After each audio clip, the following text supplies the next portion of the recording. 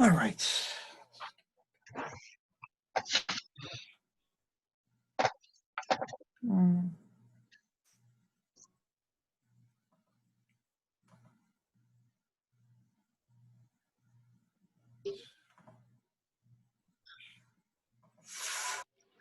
Wrecking Ball Radio. There's no rules. There's no rules. Holy it's amazing. I see our sarcasm and nastiness grow. It's Davin's Den.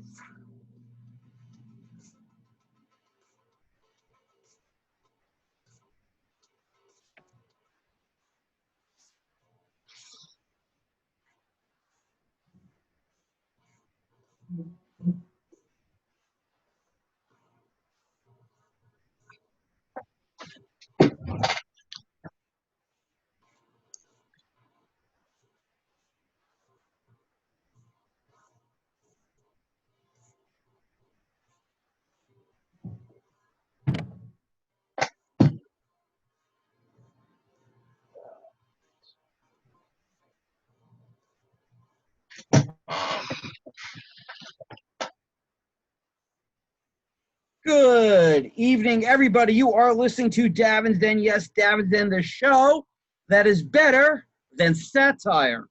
No more satire. You could join our chat. You could join our chat room, the Den Pen, by going to davincomedy.com. Click live broadcast. Hey, no Facebook Live tonight. Zoom is having issues I've never seen before. So I'm trying to record this, and maybe you'll be able to see the visual tomorrow. But sorry, kids, gonna have to go old school and just listen. Although we can still see each other, we just can't participate. So I am so sorry. But anyway, the audio is always better on davincomedy.com. Anyway, enough about that. I am your host, Davin Rosenblatt. I am joined by Joe Curry. Hello, how are you? Good, Joe. How are you? And Good, pal. good. And Pip Helix. Hello, Pip. Hi, everybody. All right, kids. On the show tonight, we got a lot of School of Fools. The schools have opened back up, and as you would imagine, they are not disappointing as far as material for this show is concerned. And so we have the Texas governor wants a teacher fired over satire. A Trump flag causes a fight in school. I feel like there's a bunch of those stories every year. But it's a new school year, so we might as well get to that again. A teacher virtue signals in her virtual classroom, and the parents are none too pleased, and they call for her head. We have a very important scam busters, as we'll tell you how to avoid being scammed by someone posing as a COVID-19 contact tracer. Now, you do have to give them information, but we'll tell you which information you should give and which information you should not give. We'll keep you safe. Joe Biden has an outstanding display of spite against Donald Trump. I'm not really sure if it's outstanding, but a display of spite nonetheless. We'll get into that. I mean, we've had more outstanding displays of spite. Yeah, this is more bottom of the rung displays of spite, but it's still a display of spite. A display of spite nonetheless. And we will do some scamming scammers with Carolyn and the whole Forex thing. So a new week. I have been alone, except for my daughter the past week. The wife has been away. She's been in Florida, taking care of her mother who broke her hip. So we wish her a speedy recovery. Yes. But my wife is heading home, which means we will be doing the Florida COVID quarantine. Oh, wow. Yeah, that's right. Oh, my God. So how are you accomplishing this? Which means I'll be sleeping in the basement for 2 weeks. That's what this. I thought you were. What? I thought you were. No. I've had the bed to myself, but I will be in the basement for 2 weeks. She's gonna have to wear a mask around the house. I think it means another 2 weeks of me cooking everything. I think this is how indentured servants started. I think this is how it is. They like some type of premise, and next thing you know, you're doing crap. You didn't think you had it. Well, I'll tell you that's a very comfy basement to sleep in. Yeah. That's down there. Before road shows, you know, we're leaving right after the radio show, so I'd stay up there. The whole show slept in your basement. My basement's a whore. That's what my basement is. Yes, we've all had her. Yes, we've all had my basement. So yeah, that's going to be kind of interesting. I guess I'll if there's anything that comes of that, I'll let you guys know. So this happened this past week. So my first long-term girlfriend She messages me every so often on Facebook. You know, usually when she's like depressed about like her current boyfriend or something. You know, I try to talk her through it. I don't know how I became my ex's therapist, but whatever. They all come back. They all come back to me. You're a good listener. Well, okay, sure. That works out well. Yeah, you know what that means? That means you're the guy who gets to hold the girl's head while she's puking, hold her hair. You're the girlfriend. That's what that means. I get to make sure there's a scrunchie handy. Good listener. Yeah. Listen, I've been the friend zone good listener for years in the early days, so I know this position well. But I'm not complaining about this. I don't want anything, with No. So now the relationship with her was like 5 some odd years. It was a very tumultuous relationship, at times a very violent relationship. Well, what do you mean by violent? Well, I mean, she used to kick the shit out of me. This is hell. This is hell. This is the one who gave us back when we did the Valentine's Day countdowns. We would do our own little love fails. I would read some of those letters and cards that gave us so much material. This was yes. So, I was like, certainly he's not still talking to hell, but apparently. I talk to everybody on Facebook. I'm very sociable. Yes. So, but her mother always liked me a lot. Always like she would even take my side. I feel take my side in arguments and everything. I feel at times her mother liked me better. I feel that way.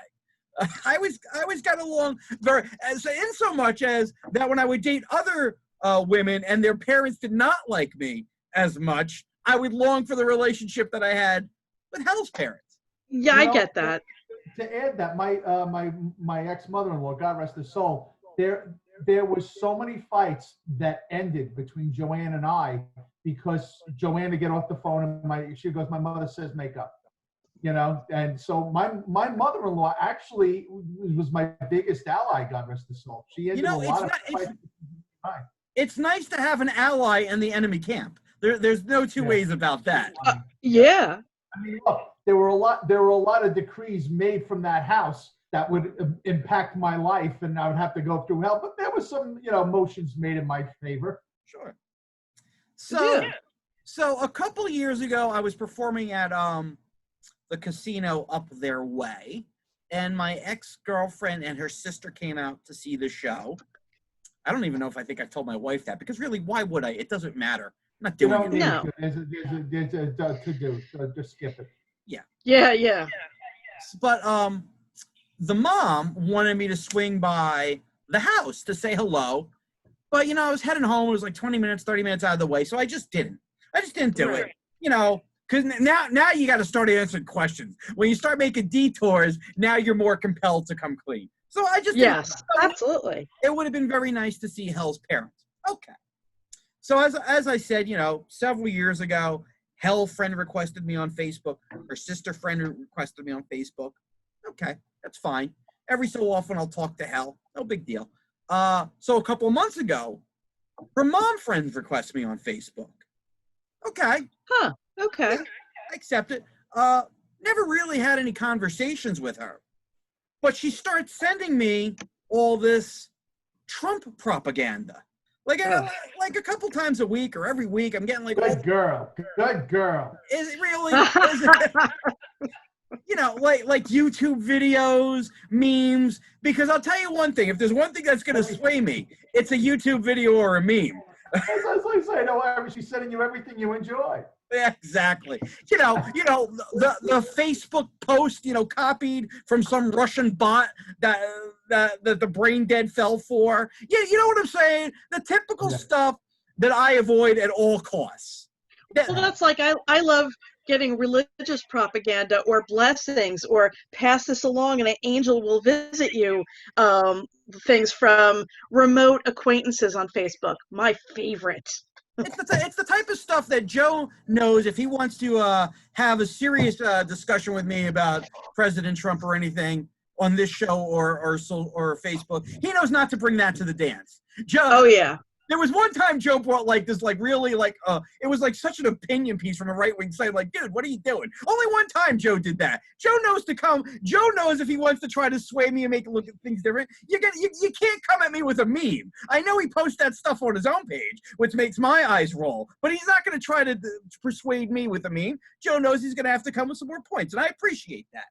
But, well, I know better too. Yeah, I've called you out on some memes too. It's like, you know, Yes. what are you doing? This is Yes. as much as I wish it was true, it's not true. It's wrong. Right. But she's sending me this stuff, and still no conversations. One time she sent me like a couple weeks ago, like the Mash song to the Monster Mash, which was cute. It was cute. I go, yeah. I go, okay, that's cute. Didn't respond to that, but she keeps on sending me this stuff. So finally, a couple days ago, I go, stop sending me this stuff, please. I don't think I'm wrong to do that. No. What is she PMing you the stuff? Yes, private messaging me. No small, Yeah.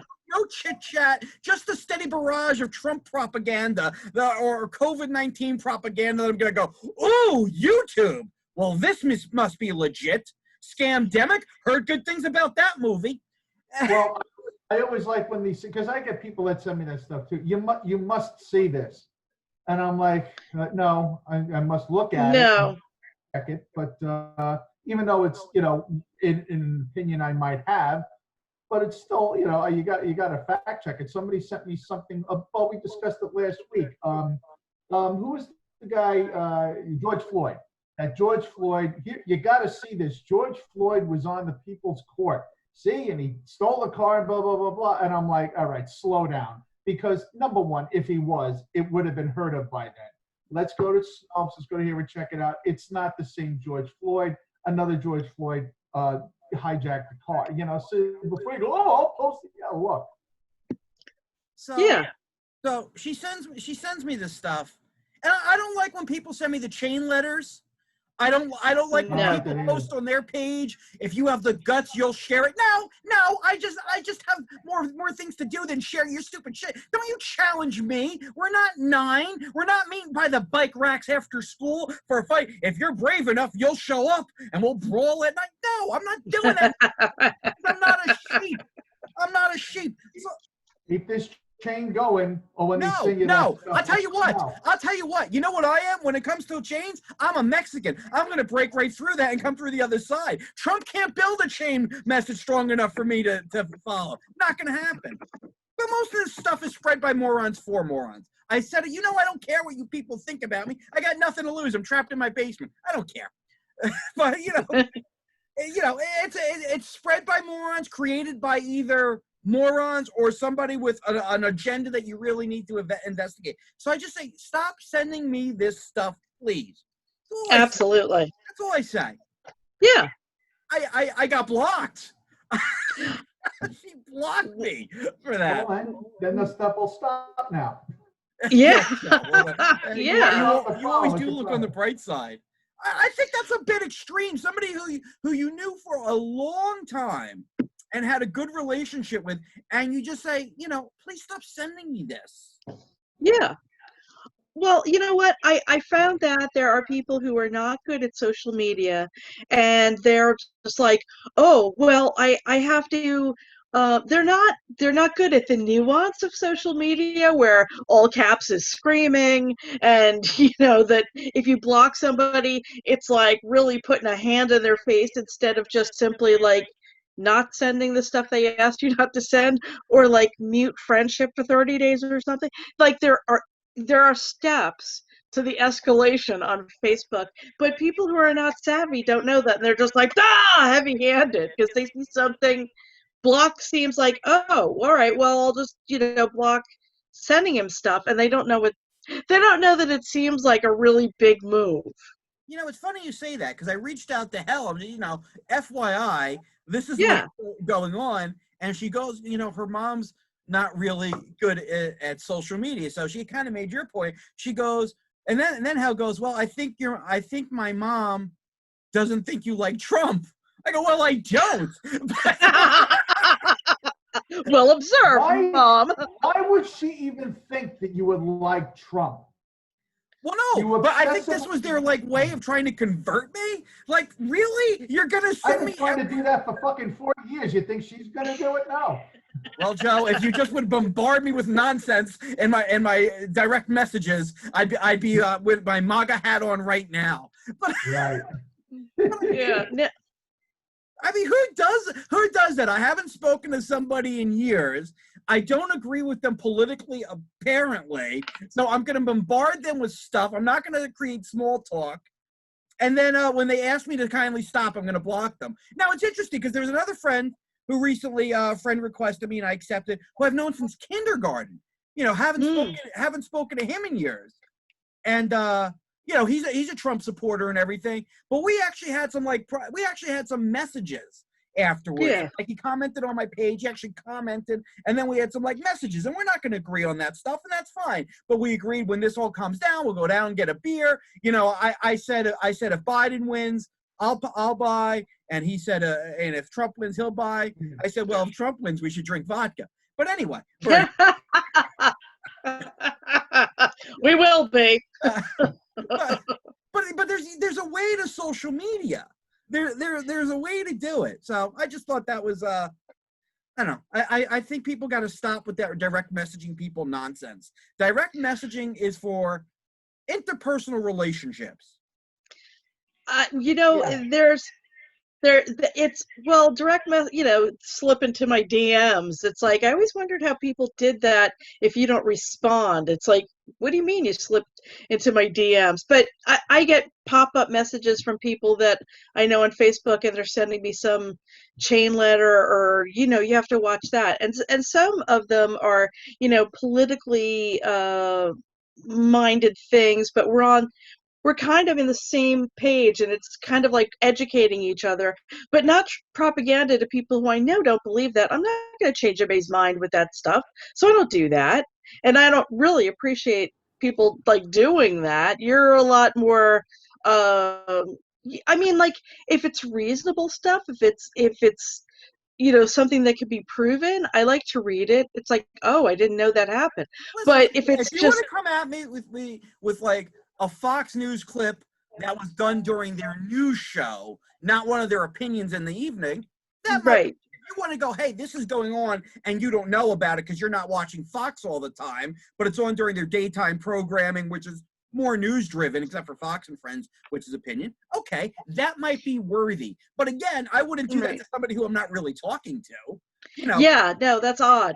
If Joe would send me something, hey, I don't know if you saw this, but this was on Bill Hemmer today. They're investigating Biden for such and such. I don't know if you're getting this. Then I go, oh, all right. And then I would look at it, and if it piqued my interest, I would do more investigating on it because I want to know the full picture. But to out of the blue to just bombard people with and let me tell you something. It's funny. My exes seem to be on the Trump train. Even people who didn't like Trump when he was running, once he got the presidency, I have an ex who was like all about Carly Fiorina, who did not like Trump, but now she's all on the Trump train. I believe she friend requested Joe. I believe her and Joe are friends now. Now she's on the Trump train, and it's just really interesting. Like, she overlooks everything to the point where Carly Fiorina has been going out and saying she's voting for Joe Biden. So I wonder, it's like, really, how committed were you to somebody's platform, and how much is it, well, I like the letter next to their name? I think there's a lot of that. Oh, there's a lot of that. I mean, there's people who just vote down the party line. Yeah, I mean, this year, to be honest, let's be honest, Joe Biden will get a lot of votes because he's not Donald Trump. But Donald Trump got a lot of votes because he wasn't Hillary Clinton. Right. That's right. What I feel like with Obama and McCain and Obama and Romney, people were making decisions between those candidates. Now, McCain got, he kind of fell into a bad spot because people had enough with the Republicans after the wars and and it was a nightmare. But people were still making a decision between two candidates. I feel like the past couple of elections, this one and the one before, it's like, all right, who am I holding my nose for now? Which is not really the way you want to do politics. Well, because social media has been more prevalent since then. You're not getting as bombarded. You did get bombarded by cable news back then, but with Facebook and Twitter and all that, you weren't getting bombarded back with those elections. There really wasn't many, I'm in this camp, you're in, this is our side, that's your side, and the campaigns really weren't based on that in a way, it was based more on 2012, which was Obama Romney, social media was prevalent. Social media was prevalent by 2012 because Facebook came online on 2009. So you had MySpace and you had Facebook, by the time 2012 rolled around. Although MySpace might have been on the way out, but social media was prevalent. But it's just, listen, I don't want to get into a whole political thing now. There's plenty of time for that. I just thought it was interesting. This person who used to like me years ago was trying to convert me, and I'm just like, please stop. I made sure I put please. I made sure, because I was really annoyed. But I'm like, all right, let me put please in here. Because if you put please softens everything. Sure. Yeah, well, usually that's why a lot of people use emojis, even though they're sort of childish and juvenile. But because you can't hear tone, it kind of takes the edge off of something that looks like a little harsh. If you put a little smiley, most of the time people go, oh, you're trying to soften it up. You mean it in a friendly way, and I mean, I know that they're silly, but I use them that way too because you can hear tone. But and please is always nice, Davin.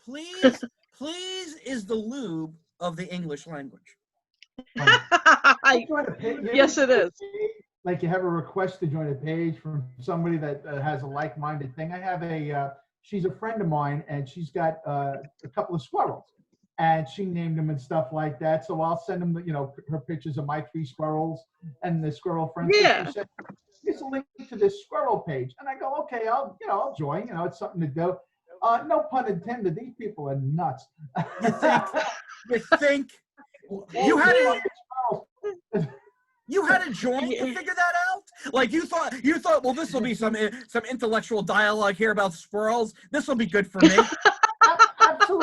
Absolutely the opposite. Okay, basically between getting bombarded with stuff at my the day program, and then going on Facebook and then debating with people on Facebook. I want to go somewhere nice, do something nice. And basically the way I unwind is I'll lay in bed and I'll watch clips like of The Sopranos and Airplanes and stuff like that. I'm actually watching them a lot more. So I think, the squirrels are cute. I posted a couple of pictures of my squirrels, and squirrels around. I posted something this morning. They were out there with the deer, but I'm not, you got to relax. Yeah. That Joe has a limit, a squirrel limit.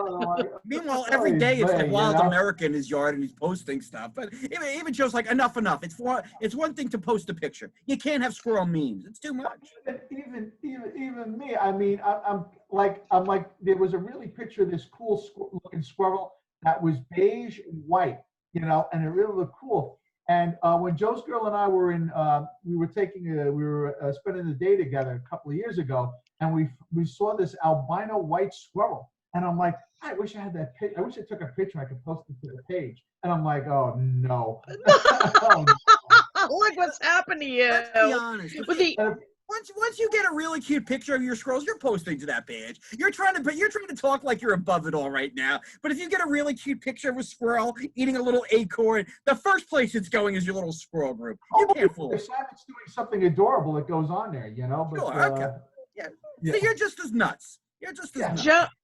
Joe is this close to buying one of those little picnic tables that you jam an ear of corn on so that the squirrel will sit at the picnic table and eat so you can get pictures. He's this close. They live a good life, man. I mean, because what happens is the blue jay lands on top of the feeder, throws bird food out of that, and they eat that. Meanwhile, I throw cracked corn out there for the deer, so they eat the cracked corn, before the deer get it, then they'll show up, So it was. I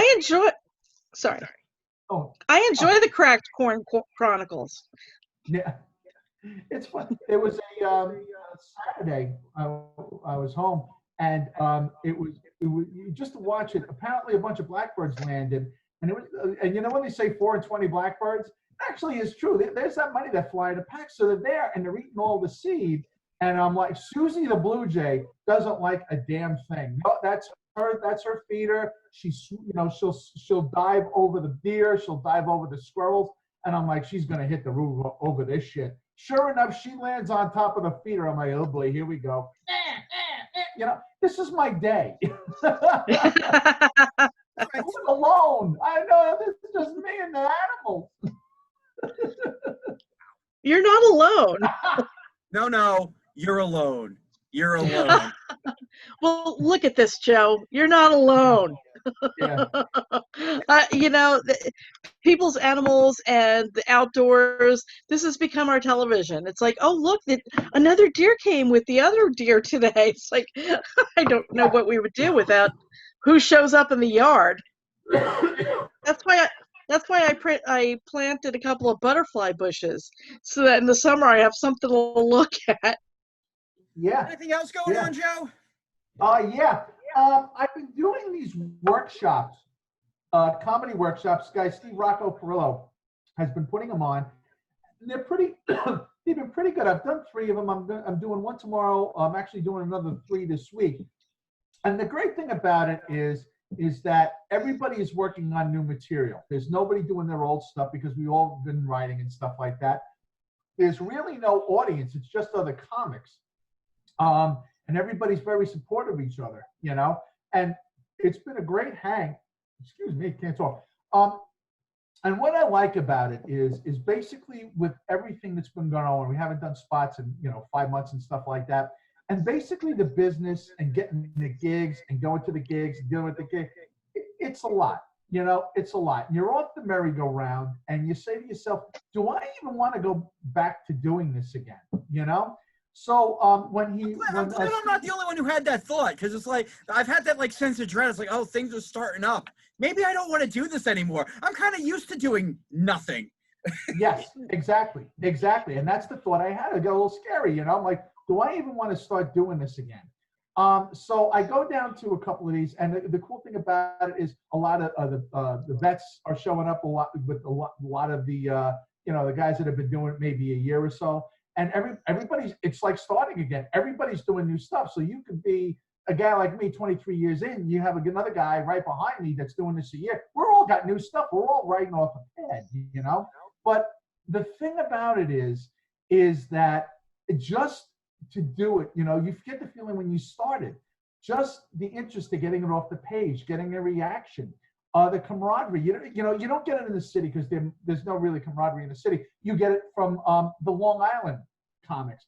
When you and I met up, I wanted to get the Jersey guys like Chip and Johnny and stuff like that to meet my guys, Monty and stuff like that, because it was the same thing in Jersey that it was the camaraderie, the love of doing it, the hang, and it just noticing that when people say stand-up comedy is dead, for the most part till the clubs open up, but the spirit of doing stand-up and just going to a workshop and getting up with your pad and doing material, it's what made it, at least with me, made me do it in the first place and will make me keep doing it, because that was a concern I had. But once I started doing it, I'm like, I this is a lifestyle. It's a lifestyle.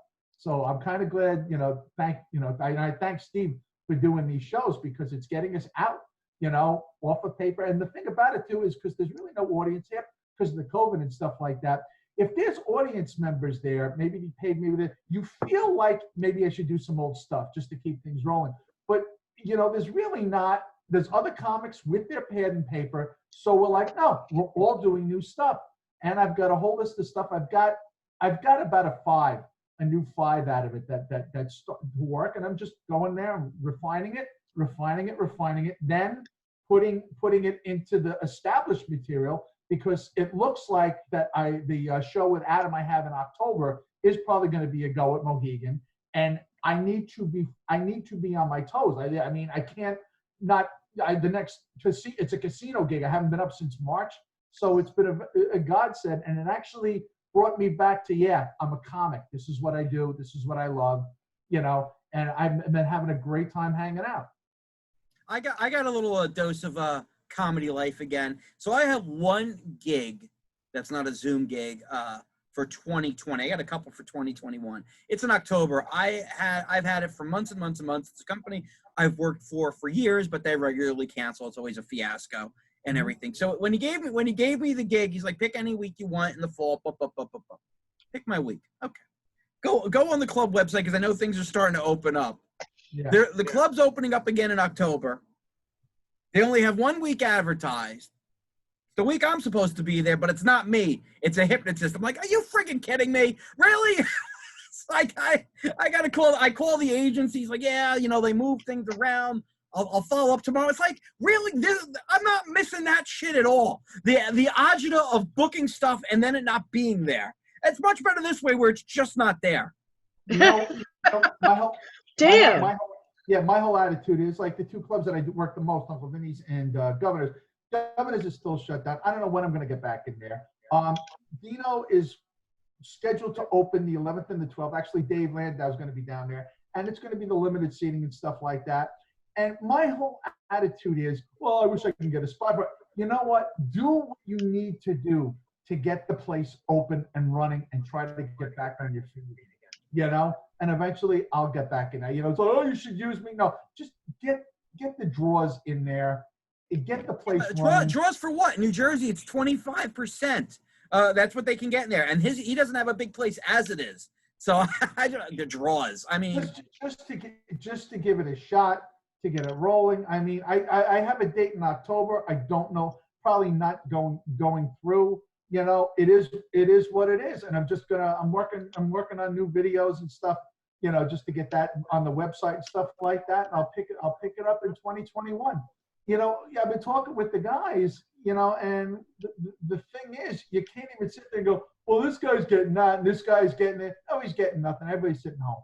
And it's going to be a while before that's in this region. In other parts of the country, comedy hasn't shut down. I mean, I'm going to start reaching out to some places next week. I'm going to start reaching out. I started reaching out to a couple of my venues. Might do an outside show. I'm trying to get the ball rolling and everything. I don't know what it's going to be like. I've only been doing like the occasional Zoom show. I got another one this Friday where I'm doing like 10 minutes or so, 10, 15 minutes. And I don't have to memorize anything because I could just put my notes down there below the screen. Nobody sees it. And I'm doing all new stuff and nobody knows that I'm just like looking at stuff. So, it's going to be real interesting when I have to do a show. The funny thing about notes is and you even see this like when Kevin James would come down to the club to work on his new stuff. When you have new material, you are starting over. And the thing about it is you go in there with the attitude like you're another open micer. This is all new stuff. So the funny thing is that you watch guys go before you. Let me look. Well, this is funny. Blah blah blah. Knowing that I'm like, well, how could you look at that? Because I'm going up there. Well, let me take a look at this. All right, let's try it.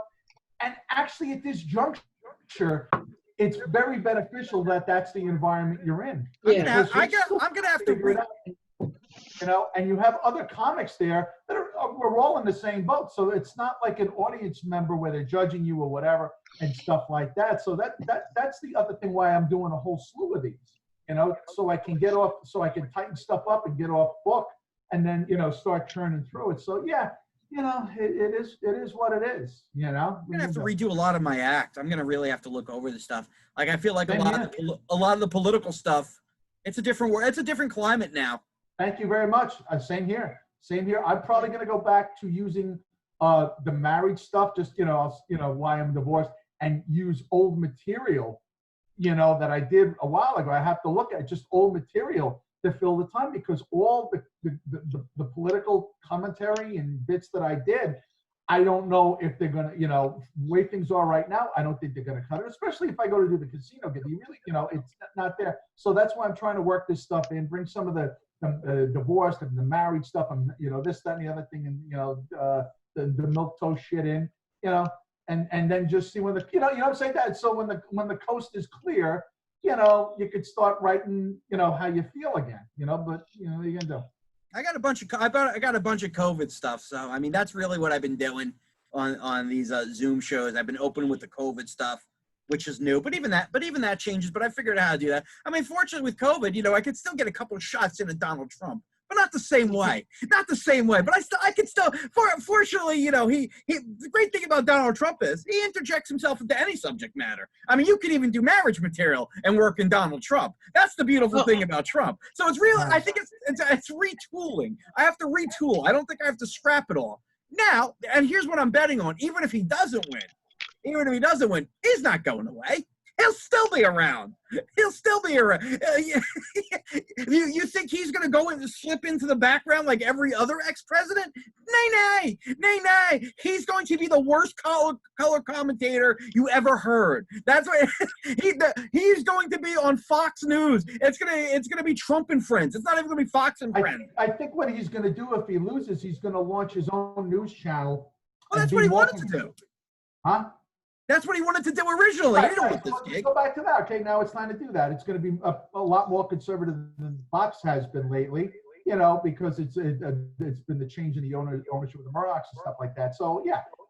I mean, he still has OAN. But I'll tell you what, if there's one thing that the world needs more, it's more of Don Jr. Opining. We need more of Don Jr. Of course you do. I think he was your second round draft pick when we did the if you could the draft countries, Republicans and liberals. Listen, you can't take Don Jr. seriously. Not with that hair. You have enough money to have a better hairstyle than an oil slick. I'm sorry. That disqualifies you right there. We're not making the movie Grease. You're not dating Sandy. All right, enough with the hair. Do better. Do better, you leopard killer. All right, Pip, what's going on with you? I of course I have the normal no life, except I have ventured forth a couple of times. AIDS Cat had to go to the vet for his annual, and it's really interesting because recently, you just had to like hand over your cat, and they come out and get the carrier, and you sat in your car and you waited to find out what's going on.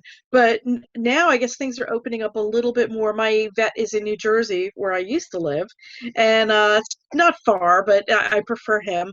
And they let me in this time, but I was in a separate treatment room from the vet. He was in the next room with the door open in between rooms. So we spoke like from a room away, and a tech came and got his carrier, and they took his blood and did all the things they were going to do like they normally did, took his temperature, blah blah blah, in a treatment room and in the back, and then brought him back to me in his carrier. But I talked to the vet from a room away. But it's still much better than sitting in the car going, what the hell are they doing to my pet? It felt better. I guess. I don't know. It's kind of weird. I don't know why they can't let us in with masks, but whatever. Because I just had a whole ordeal at the vet. In there with a mask. I had the whole How's your cat doing, Davin? She's good. Yeah. She's good. She's back to keeping me up all night and being very vocal, so I can't get a decent night's sleep anymore, and just like being in my face. It's like, shut the fuck up. So that I know she does, but I know that's how she's good, because I'm no longer dealing with it anymore. When she was sick, I was up I was up all night trying to feed her, trying to make sure she was breathing and everything. Now that she's fine, it's like, can't you go to sleep? Get off the fucking end table. Stop knocking that. It's the same shit on the end table as it is every night. Why do you have to explore? Why is the cat stepping on me? Stop fucking stepping on me. There's nobody here but me and you, cat. We got a California king. Walk around.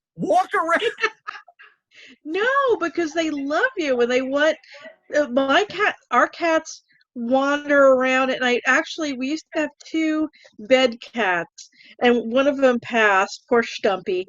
So now the only one that we have during the night is Little Boy, but he's not a little boy. He's heavy, and he can. It's an amazing feat to be able to press so much pressure with one paw on the most delicate part of your body and hold it there for a long time. He's very talented at that. No, I mean, and that's how you know. That's how you know your cat. You know how your cat is feeling well when your cat is a pain in the ass. That's what it is. Let's be honest. Cats at their best are real fucking pains in the asses. Now, if you can really, like a sick cat, you won't see. A sick cat will hide. It'll be in a ball. It really won't bother. Won't come out to eat or drink. That's a good fucking pet. A sick cat is a good pet. A healthy cat, wake up. Oh, wow, there's a glass of water. Let me knock that shit over. Oh, well, you look like you're sleeping. Let me puke. Oh, believe me, I would love to get, you know how much I love animals. And those girls say, you got to get a cat. You got to get a cat. When I got here, I was going to probably get a pet. And then I'm thinking about it. And the thing that kind of helped is I had a lot of cats. My mom was the cat lady. So I know what cats do. They jump up on stuff. They knock stuff off. Right. They knock stuff off. You yell at them. They look at you like you got some pair of balls. You know, they dig their claws into and stuff like that. You know, so I'm like, I don't know. And there was a girl on Facebook. She's an acquaintance of mine, a friend, and she posted she had these two adorable little kittens. One was beautiful color one, and one was a black kitten and stuff like that. My baby. You know, and I'm like, but I can't. I could. I think you could. I think you could. I think you'd be so happy, and I think you should. I think you should get. Yeah. You won't feel guilty then when you're running around and living your life and everything because they'll have each other. Yeah. I think you'd be a happier person. I think you'd be a healthier person. I think because you do love animals. I think they would bring so much joy that you would overlook their shit that they're fucking destroying. You'd be so yeah. happy. But I got all new stuff. I got all new stuff here. Yeah, you know, and believe me, I bought it from Bob's Furniture. The furniture destroys itself. It's absolute shit. Don't buy anything at Bob's. Exactly. So it's not like you have anything of value there. Nobody comes over your house. I mean, Pip and I have never been there. You know, it's secluded. You know, I kind of think you live in a refrigerator box. I think that's a green screen behind you. I don't even think you have a house. Funny. Well, like I said, with the deer and the birds, I laid out $39 for cracked corn and birdseed this weekend. You know. You know what? I think you're at the point. Get yourself a couple of cats. And you know what? You know what you should do? Get yourself a couple of adult cats because they won't destroy as much shit. They won't be doing some of that annoying shit. You'll be saving their lives. It's hard to sometimes get people to adopt, you know, pairs of adult cats. I think they'd be a little bit more chill. And yep. I think that would do you well. I think actually that's one of the things that I see a lot on Pet Finder. I go window shopping. And well, we're down to, well, we have the two free range cats. We have Aid's cat who has his own room, and we have an outdoor cat that we have not convinced it's going to get cold this winter, and he really wants to live inside with us. But that's only 4 cats, so we're technically down. But anyway, when I'm window shopping, I see a lot of cats that are still young, but they're a bonded pair, and so that, you know, they try to get these, like, a pair of cats that have always lived together would be really good for you, Joe, because they would love you, but they would have company and be less nuts than kittens, because kittens, like you said, I mean, understand why you haven't invited me and Davin over, because I would ruin your house, but the kittens are even more dangerous than I am. If you're gonna have Pip over, you better Scotch guard your furniture. That's all I'm gonna say. Absolutely, and I scratch things too. So I when I was getting Moo, our Aid's cat, ready to go to the vet, I don't know exactly what happened, but you know, I tend to trip over nothing. I was wearing my slippers, and they're not that like slippery on the bottom or anything, but I was struggling to get him into the carrier, and he got one foot against the door, and he was like, and while we were struggling, somehow I lost my balance. I fell forward and I face planted on the carrier so hard.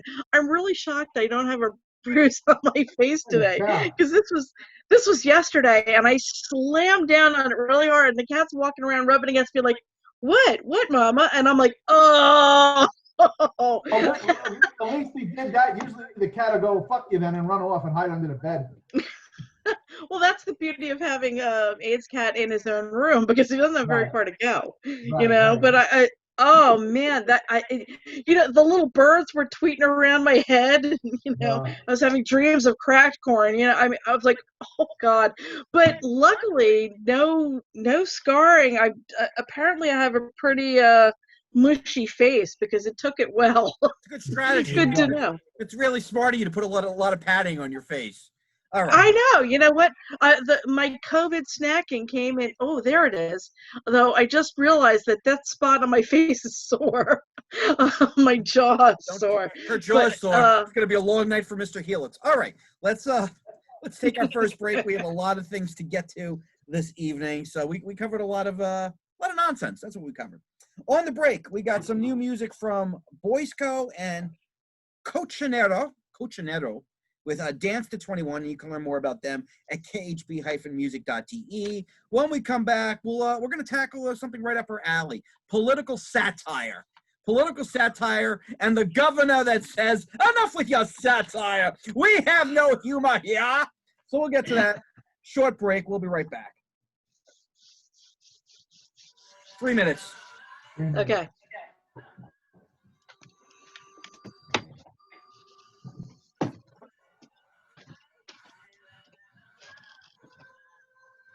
you doing, honey? Good. I see you have your bodyguard at the door.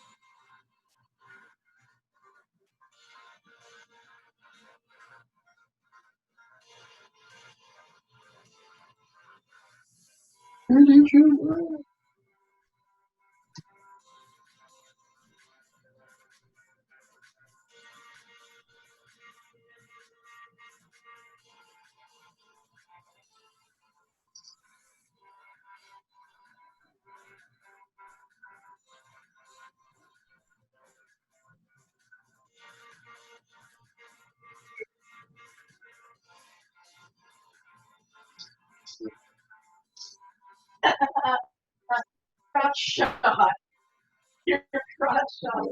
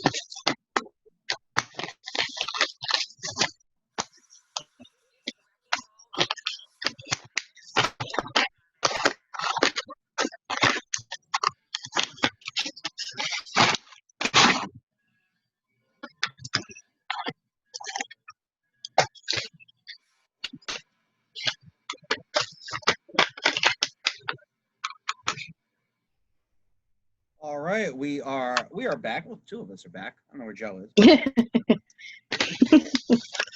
So we will. He'll catch up. Yeah, he knows the playlist. We will do some School of Fools to start us off. We got three School of Fools. Like I said, school's back in session, and the foolery is in full gear already. So I can just Oh, yeah. There we go. All right, play this. Hopefully by the time it's done, Joe will be back. Or not. Yep.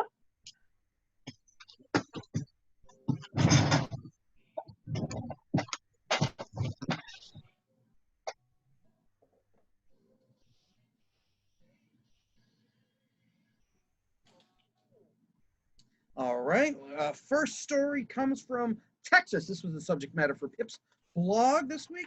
Last two blogs by the kids, Joe and Pip. Very good quality blog. I definitely encourage you guys to check it out over at davincomedy.com. Every week, one of us puts up a new blog with some of the stories that we will be covering. And Pip was passionate about this one. And Joe was passionate about ice cream and trucks last week. Good stuff for you guys to read. All right. Texas Governor Greg Abbott is calling on state education officials to investigate a teacher who gave an unauthorized assignment to students that compare cops to slave owners and KKK members. Yes, I almost had an extra K. Yeah. How many strikeouts do you want? Why can't we just call them like K cubed? Why can't we just do that? Because people would have no idea what you're talking about. Do you know what the state of education is about math? How about K to the third white power? No? Too wordy. Like that. Too wordy. We're using integers. All right, let's move on. The Republican governor shared his disgust on Sunday on Twitter. Because if you're a governor, that's where you go to share your disgust. You go right to the Twitter over the assignment featuring a 5-panel political cartoon, starting with a slave owner holding his knee on a black man's neck and ending with a police officer on a black man's neck who says, "I can't breathe." A clear reference to George Floyd's police-involved killing in Minneapolis in May. A KKK member and a white sheriff are also included in the cartoon, both of whom are depicted with their knees pressed on a black man's neck. A teacher in a Texas public school comparing police officers to the KKK is beyond unacceptable, Abbott tweeted. The teacher should be fired. I'm asking the Texas Education Agency to investigate and take action. Abbott's criticism came days after the Fraternal Order of Police National Vice President Joe Gamaldi spotted the assignment. What is he, trolling schools? The assignment and shared it with nearly 10,000 Twitter followers while calling out the Wiley Independent School District outside Dallas. This is abhorrent and disgusting and only further widens the gap between police officers and the youth in our community. If with this gap so wide, how can I get my knee on them? No, that's not what he said. Oh, jeez. He did not say that. That was me. A message-seeking comment from district officials was not immediately returned Friday, but spokesman Ian Halperin told the Fort Worth Star-Telegram that the assignment was part of a social studies class at Cooper Junior High School. Students in class were being taught about the Bill of Rights, and the assignment was intended to educate them on political satire, Halperin told the newspaper. The cartoon, which was not approved by district officials, was chosen by the teacher, who was not identified by the district. The assignment has since been pulled, district officials told KTVT. Wiley ISD is aware that a junior high school social studies lessons taught at one of our schools included political cartoons that have been divisive in our community, the district announced Monday. The assignment has been removed and the students will not be expected to complete it. We will continue to work with our staff to ensure content follows the state curriculum. The district also apologized in a since deleted tweet saying it was sorry for the lesson that reflected negatively on law enforcement officers. We value them and will do better, the apology read. The Texas Education Agency did not immediately return a message seeking comment. A teacher in a Texas public school comparing police officers. Oh, that was Abbott again. All right. So, all right, let me give a little context here, some stuff that's going on that's not reported, and just some points. So, Governor Abbott misled when he said a teacher in a Texas public school comparing police officers to the KKK is beyond unacceptable. And he said the teacher should be fired. The teacher did not make the comparison. The teacher was not in class, and this was part of the lesson. The problem with cops is they're like the KKK. Nay. The teacher did not do that. The cartoon did that. So you're calling for the guy to be fired, and you can't even get your facts straight. You're trying to be hyperbole, which we see a lot in politics, but that does not work here with me. Oh, who put the cartoon out?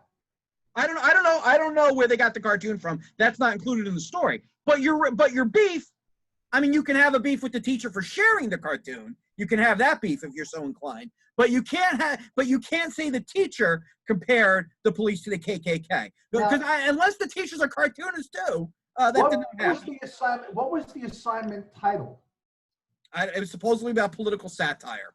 How that has to do with the Bill of Rights, I'm not exactly sure, but I'm not in that social studies class. Yeah, because basically we're on our horses, but we don't know what fort to charge at. Well, yeah, but apparently neither is the governor, so I feel fine to be on my horse. Yeah, like I said, because I don't know what's going on here. Okay. Also, it's quite as we really don't know the teacher's opinion on this. The teacher might think that this cartoon is abhorrent and saying, look at the state of political satire too. We really don't have the teacher's point of view. Governor Abbott does not have the teacher's point of view, but he's just stirring the pot, trying to make headlines, because I guess there's not enough going on with your COVID-19, Governor Abbott, for you to focus on that you got to do this. We see this today in politics, but again, I will not let that slide. Well, what's interesting in this on the school assignment compares police officers to slave owners and KKK, and they show these different depictions here. Did the National Fraternal Order of Police assemble that and put it out to represent what they feel the teacher is teaching, or did the teacher put this out? The teacher didn't put it out. The National Fraternal, the vice president, got his panties in a bunch. Also, let me continue with this, though. Governor Abbott does not want an investigation. An investigation means we're going to research what happens, and then we will act appropriately. No, he wants an investigation that leads to the firing. He doesn't even care about an investigation. He wants a firing. Governor Abbott is full of crap, and I would tell him to his face, he's full of crap right here. He's just grandstanding. Now, also, I understand why the police are upset, but with humor, there usually is a shred of truth, as the three of us know, since we do that for a living. So let me tell you some of the origins of policing in our country, according to Time magazine, time.com. So, it's different in different parts of the region. We're policing, but it was policing for pay. It was not something that was done for free. They were pretty much mercenaries that originally policing in this country. But in the South, the economics that drove the creation of police forces were centered not on the protection of shipping interests, that's what was going on in the North, but on the preservation of the slavery system.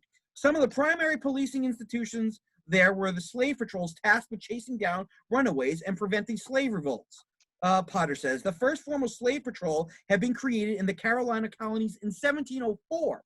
During the Civil War, the military became the primary form of law enforcement in the South.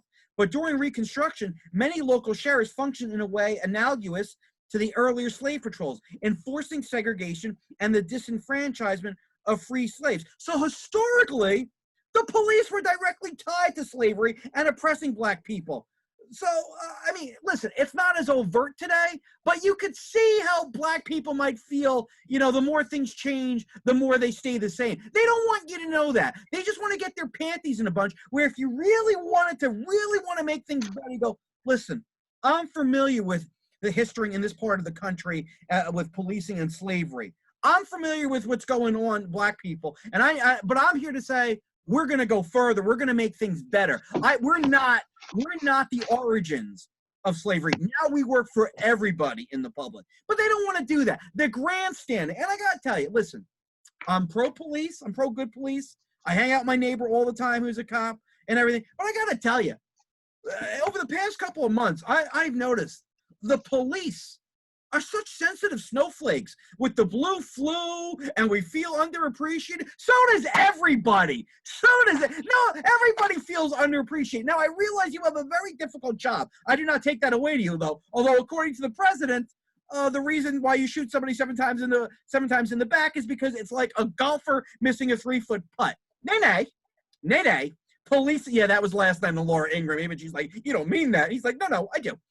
But I will concede. It's like having a convicted felon that wouldn't comply, was shot with tasers, and then was reaching into something that could have been a gun. Maybe the cop wants to go home alive that night. Well, that's another thing right there. But no, that's not. He was talking about choking. He said the police choke. I would not compare what the police do to a golfer choking. Policing is life and death. It's not really. You could say they panicked. You could say they got scared. I wouldn't call it choking. You know, when I played ball, I choked when I threw out the first pitch and I didn't get to warm up and I threw it straight as an arrow 20 feet over to the catcher to the backstop. I choked. That was choking. It was not life and death. I just screwed up. But and that's another thing. I'm glad you brought that up. The police want to go home. I get that. But you know what, man? That's not the gig, man. That's, it's like a Navy SEAL. They want to go home, but they sacrifice to something greater. I get you want to go home and you do everything that you can to keep yourself safe, but the job is protect and serve. You know there's an element of risk, and you are the last line between yourself and the public. So I'm not as sympathetic to that line as I know a lot of people are, just because the way I hold police who do their job in such high regard, and what I know they're sacrificing and what I know their families are sacrificing, I'm not as likely to hear that, well, my first job is to get home alive. No, that's not the job. That's not the job. We want you to get home alive. But every time you go into the locker room and you go out and patrol, there's a chance you may not, which is why you should get paid a lot more than they get paid. They should, and I've been I've been advocating that for years. The cops should get paid way more than they get. It's more. It's ridiculous. I'd love to sit here and debate, but That's just the show. on the essence of the story, Right. What was the material that the teacher posted, and what was, obviously I guess the Fraternal Order of Police put this out because the whole basis of it, he doesn't get satire, but maybe I'm not reading the story right.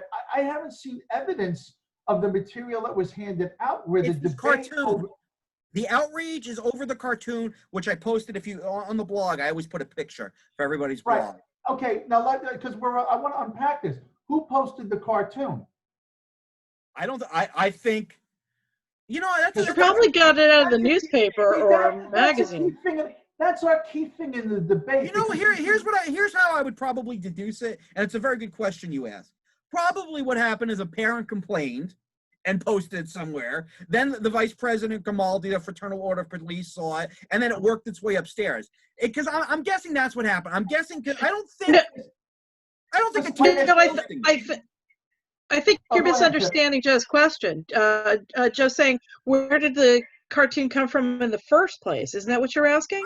Yeah, I just wanted to find out, did the police, did the Fraternal Order of Police post this, or did the teacher put this up, or what was the bit? Because like I said, the ancillary things of this discussion, you and I could sit and we'll talk and we'll discuss, we'll point back and forth.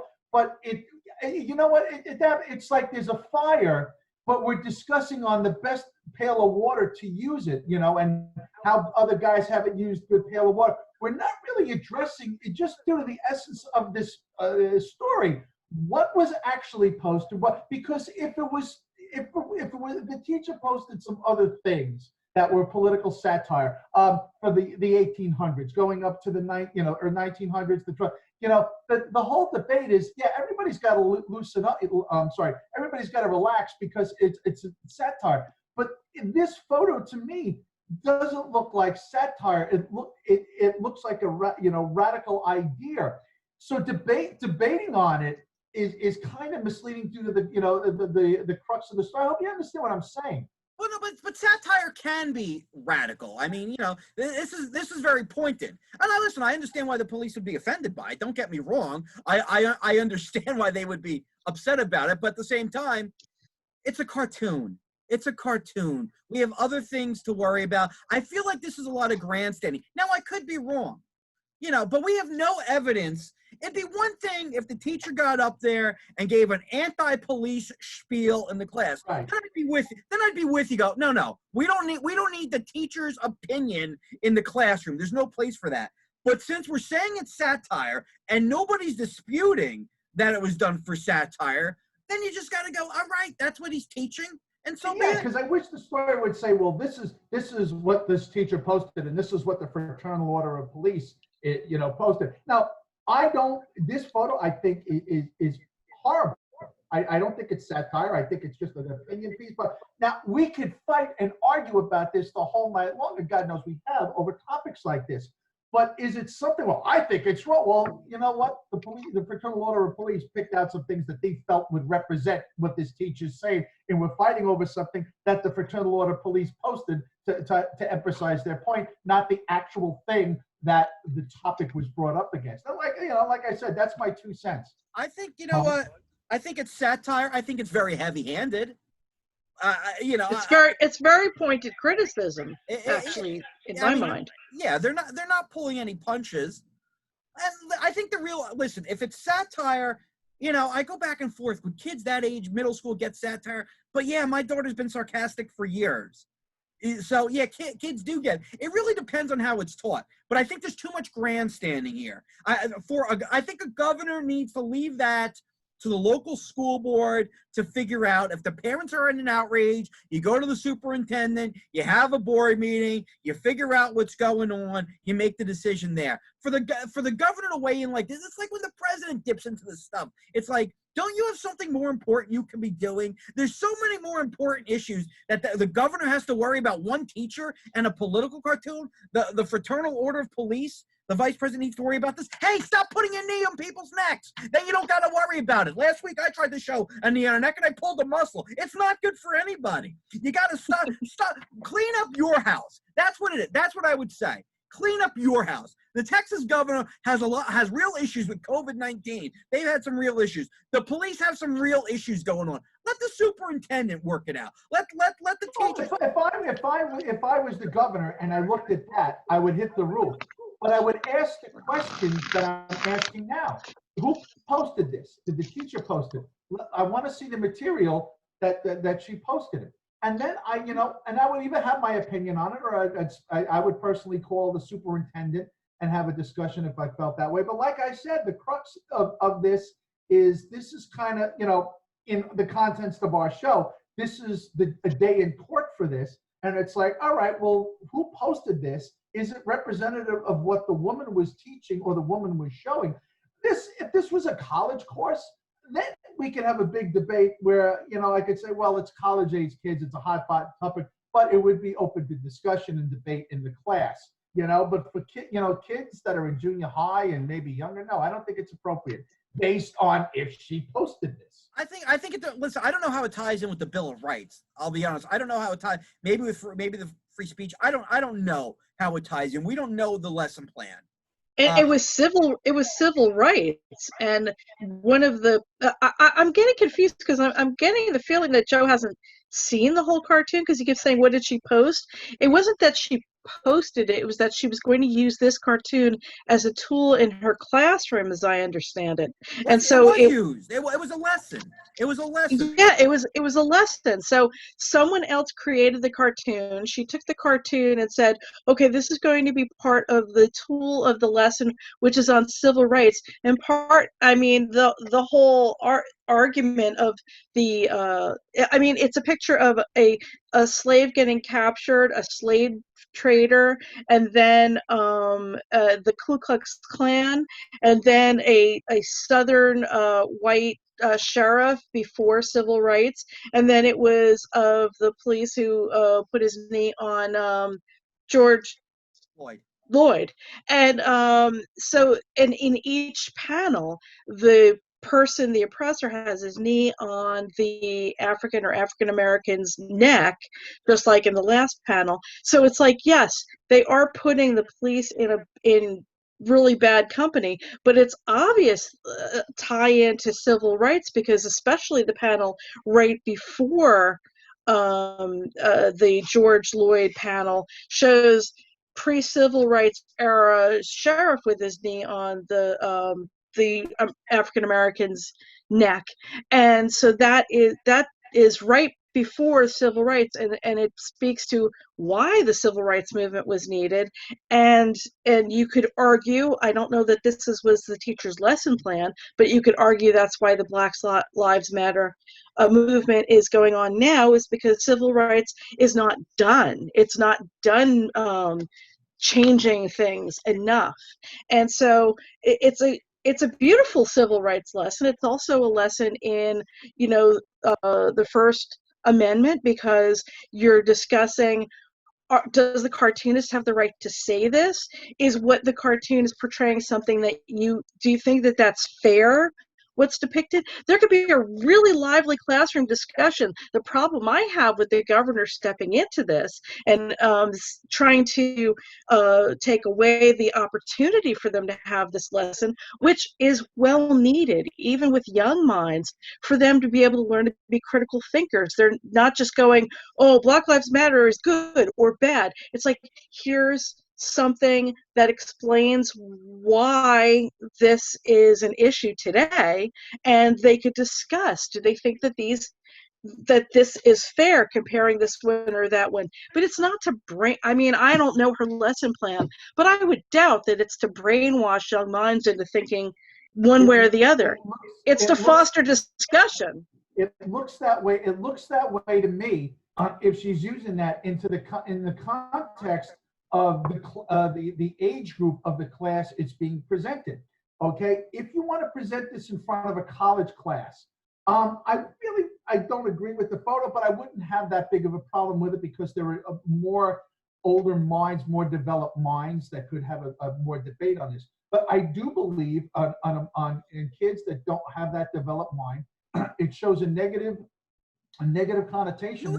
You would be surprised how into politics today's kids are. And also remember, this is the age group that's reading graphic novels and comic books. So this is actually how you would make a lesson more interesting to them, because it's presented in a format that many of them are familiar with. My daughter has very strong opinions, which I don't know where. I'll give you an example.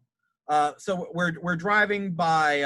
I wasn't driving. My wife and daughter are driving by, and there was like a Blue Lives Matter something on somebody's street, and my daughter like made a comment like ugh, like something like that, and my wife's like, why would you? Well, no, it's Blue Lives Matter, and my daughter's like disgusted by it. So settle down. But my wife's like, well, why would you do that? You know, they might have a police officer that's a family member there. They might have lost somebody. You know, these are the people that rushed into the towers, 911. Why do you have that feeling? So these kids are aware of things that are going on, and it's up to the adults in their life to encourage discussion and find out why they feel the way they do. So this lesson plan might be completely suitable. Listen, I don't know. Here's what we can get from this is, first of all, they have not addressed how any of the black students felt about this. Maybe there are no black students in the class, but they might have a completely different feeling. That, for lack of a better term, gets completely whitewashed. Yeah. Since we don't know, and Joe, I did think about the age thing because that was my initial thought. I was like, well, is that too young? But then again, like I said, I had to reflect on my daughter, and now it's probably too young for some of the kids. You know, not every, people are maturing at a different age. But you know what? It's what's going on. It's how you make social studies interesting. You know, you're presenting it in a format that they're used to. You're presenting, history comes alive, so to speak. So you're making history more interesting, which is important. So I'm not gonna listen. I think the teacher's fine. If the school board didn't like it, I'd be more willing to entertain that conversation. Not to get the teacher fired, but if the school board said, listen, we're getting complaints from the parents. I understand what you were doing, but we're not going to have them complete this. You can't do it. I'd be a little disappointed, but I'd be okay. Where I get upset is when the governor is weighing in on this and when the vice president for the National Fraternal Order of Police, because those two people have much bigger fish to fry, or at least they should. This should be way below like if I'm the governor and this gets my call, this comes to me, I go, okay, what's the superintendent saying?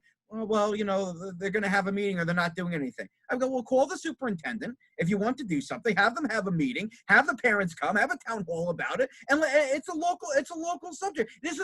I'm trying to run our state over here. I can't worry about a cartoon. And if I'm the National Fraternal Order of Police, I go, all right, you know what? There's a lot of people that feel this way about us. How can I make it safer for my constituents, my police? Because I'll tell you what, if people look at my police as the enemy, they're not safe. It's less likely that they're going to go home to their family. What can we do? We need to. Now, what if the cartoon had a police officer hugging his family goodbye, and then it shows him on the job, and then it shows some felon that's not complying with the law, and then has him trying to make a life or death decision, and then gets into a position where the only thing to resolve the situation is force. What would you feel about a cartoon like that to show Well, I their mean, side? I personally don't have an issue with that cartoon. I just don't know how that fits into a lesson plan in social studies or satire. But as far as me personally, I don't have an issue with the cartoon. I know that's what the good police are doing. I got no problem with that at all. But I don't know what lesson you're teaching with this. The teacher, if we're giving the teacher the benefit of the doubt, the teacher had a lesson plan. There was an assignment. We don't know the teacher's point of view on this article. It's just assumed. The governor asserts that the teacher's anti-police. Yeah, But we don't know that. that's and like I said before, that like, why I only have my, I have my sword sheathed is because I don't know what her lesson plan was, or the true thing on that. So it's like, to get passionate, to have a mild debate, yeah, but to get really passionate as we sometimes do, I don't have enough, and I don't think you do either. Here's my takeaway from this. Here's my takeaway from this, because I feel on a local area this could be debated and let the town figure it out. I got no problem with that. But what I take from this is the governor and the vice president Grimaldi, they're grandstanders and snowflakes. That's what I take away from that. That's what I get. They're trying to make headlines. They're trying to grandstand and look good, and I lose all respect for them. But like I said, if the superintendent wants to get involved, if the parents are outraged, I don't think the teacher should be fired. But if the community does not want this type of satire being taught, okay, it's a local decision. I got no problem with that. You work for the local school district, that's fine. I got no problem with it. But that's not what's going on. It's almost like obscenity laws, where if it gets in court, it's like, well, what it's based on a community standard.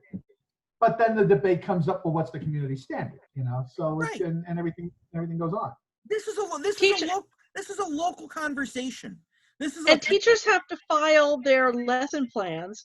And if the Board of Education, or her department head, and then the principal, the Board of Education had a problem with the lesson plan in the first place, then that's when the discussion should be held. Now, parents saw it, but they didn't see the lesson plan. They didn't see the actual lesson. And there's always the opportunity to have the classroom discussion about perhaps one side of how this cartoon could be interpreted, and then have another lesson the next day or whenever with another presentation, and have the kids decide. But trying to have these politicians and everybody stomp down the opportunity to have the discussion in the first place is what I object to. And one final thing, and then we'll move on. The hypocrisy is just so sweet, because I'm assuming that the Fraternal Order of Police and Governor Abbott are Trump supporters. So one of the things that we heard in the run up to 2016 is, we like Donald Trump. He says the things people are afraid to say. He tells it like it is. You could make the argument that this cartoon tells it like it is. I'm not saying it does or it doesn't, or it's an uncomfortable truth and you just have to deal with it. But the reality is they can't. People only want to hear it like it is if it meets whatever their opinion is, left and right. And that's why so often we'll be doing stories and I'll be coming down on the left. It's like, really? You're getting upset about this? I think we did one last week with the ice cream truck story. It's like, really? This is what you're worried about? Yeah. That's why I bring this up. You got to get out of your camps. You got to get out of your camp that says, oh, my side is always correct. We're always fighting the good fight. No, they're pandering to you. They are pandering to you. They don't really have any moral compass. You can see this. These people have no moral compass. At least with the Fraternal Order of Police, if I wanted to defend him, I go, well, he's defending his constituents. He loves his police. That's why he's outraged. That's the argument I could make if I wanted to defend the vice president of the Fraternal Order of Police. The governor, no. You love Donald Trump. You're a big Trump supporter. Donald Trump tells it like it is, we were told, and we've had that discussion enough times. You can't come down on this. You can't come down on it. They're a bunch of hypocrites. Like the hypocrites on the left, the hypocrites on the right. That's all. All right, let's move on. Let's move. I thought it was interesting though. I thought it was, we're doing a lot of cancel culture stuff. I thought there was a little bit more nuance with this one than a lot of the others. Nuance, but like I was saying, like I said, I could I really couldn't dig in because we didn't see the lesson plan or whatever. I mean, we could go. I got to tell you, if my kid came home just with this cartoon and I didn't know the lesson plan, and I didn't know the class, my initial reaction would be I'd probably be upset by it. Mm-hmm. But Right. if I was upset, I would contact the teacher, go, listen, my daughter came home with this cartoon. What is this about? What do you teach? And I would give the teacher a chance to explain. That's what adults do. That's what mature human beings do. If you have an issue, you go to the source. If I just saw the cartoon on its own, I'd be like, I don't want my daughter being taught to hate the police. But also, if I knew the historical context, which I did not really until I did some research, I might be a little bit more upset. Once I know the historical context, you go, all right, the satire, they are making a point here. You know what though? Here's the deal with us as being comics. Basically, I would be the same thing if my kid brought up this. Like, what is this shit? And get on the phone. A lot of people don't like confrontation. So what they do is that they feel it's just better to like, well, I want this shut down without making a call or whatever. We're used to being comics. We don't have that wall of being afraid of confrontation. That's why if we're in a public space, we'll say stuff where other people just stand there. Why? Because we're used to doing it. We've broken that wall, like the public speaking thing, where being outspoken in public. A lot of people, the majority of people, don't say anything. But us as it's our fucking gig. So if in the supermarket, something that's bullshit, you say it's bullshit. Also, people are lazy. It's just much easier to cancel the teacher. It's much easier. It's much easier to get. I don't like this. Ask the questions. What? I don't think it's a thing that they're lazy. I just don't think that they want it's just maybe their fear of being outspoken. They just would make it. Listen, I mean, we don't have a fear of being outspoken. No, but that's part of it. But here's the problem with this country today. We immediately go from information to outraged. There's no steps in between. It's an outrage culture, and a lot of times, we've made fun of the left. Oh, they're outraged, and the right is outraged. That's what this is. I'll agree with that. Sure. Yes. And what I'm saying is, once you get your initial outrage, the mature thing to do is go, okay, now let me look into this. I got my outrage. Before I call for the teacher's head, let me call the teacher. Now, if I get on the phone, if I get on the phone with the teacher and the teacher goes to me, well, I really don't like cops. All right, now I got a problem. Now I got to go. Like I said, from us being comics, for us doing this show, we'll see stuff like this and go, you got to be kidding me. And then your second instinct takes over and go, all right, everybody's got to slow down. We got to unpack this and find out exactly what's going on here. Well, I mean, I've been in that position. I've talked about I've been in that position with my school, with my kid's school, with her teachers and everything, where I've had to write my wife always makes me write the letters because she feels I'm a better writer. So I'm the one. You know why I'm a better writer? Because I've been kissing bookers' asses for years, trying not to hurt their feelings while I'm asking them why I'm not getting the money I'm supposed to. And even if you get stuff at a volume, I mean, at the day program, I get tons of emails with stuff like that, and then I'll see a request from one of the factories, or one of the factories will answer me, and I'm like, you gotta be shitting me. And then I actually print the email and read it. I'm like, no, they're cut. No, I get it. All right, that's a fair deal to cut. So it's like your initial rage, and then you sit and you unpack it, and then it's like, all right. That's what it is. We are a rage society. That's why you see so many. President Trump is a rage. He's a rage person. People follow his footsteps. Every little thing that crosses his head, he's outraged and he has to put on Twitter. He doesn't take a step back. You know what? Maybe I shouldn't tweet this. I'm the president. This is kind of I'm kind of influential. Maybe I should look into this a little bit more. Well, yeah, I'm a little slow. I'm going to sit here and debate that now. You really want to debate it? But we're such a rage culture, and people got to stop, and that's what this is. People have to stop being a bunch of Sallys. No disrespect to Sally. I know Karen's the name we make fun of now, but I want to get Sally in the mix. We love to be outraged. Love it. Can't get enough of it. And boy, oh boy, does the media and Facebook and everybody feed us a ton of that to keep us well set on that. Speaking of outrage and rage, there was more in the schools. We'll talk about how a Trump flag started a fight.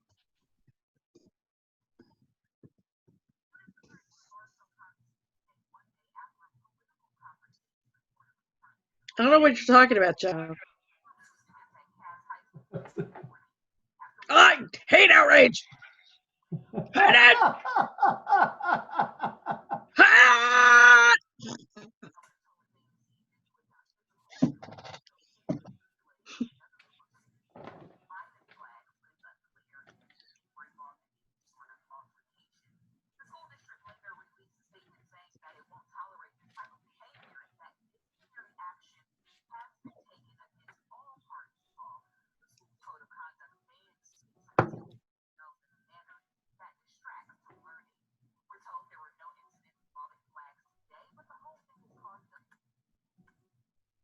All right, all right. So the old Trump flag. So now here's what the interesting part of this is.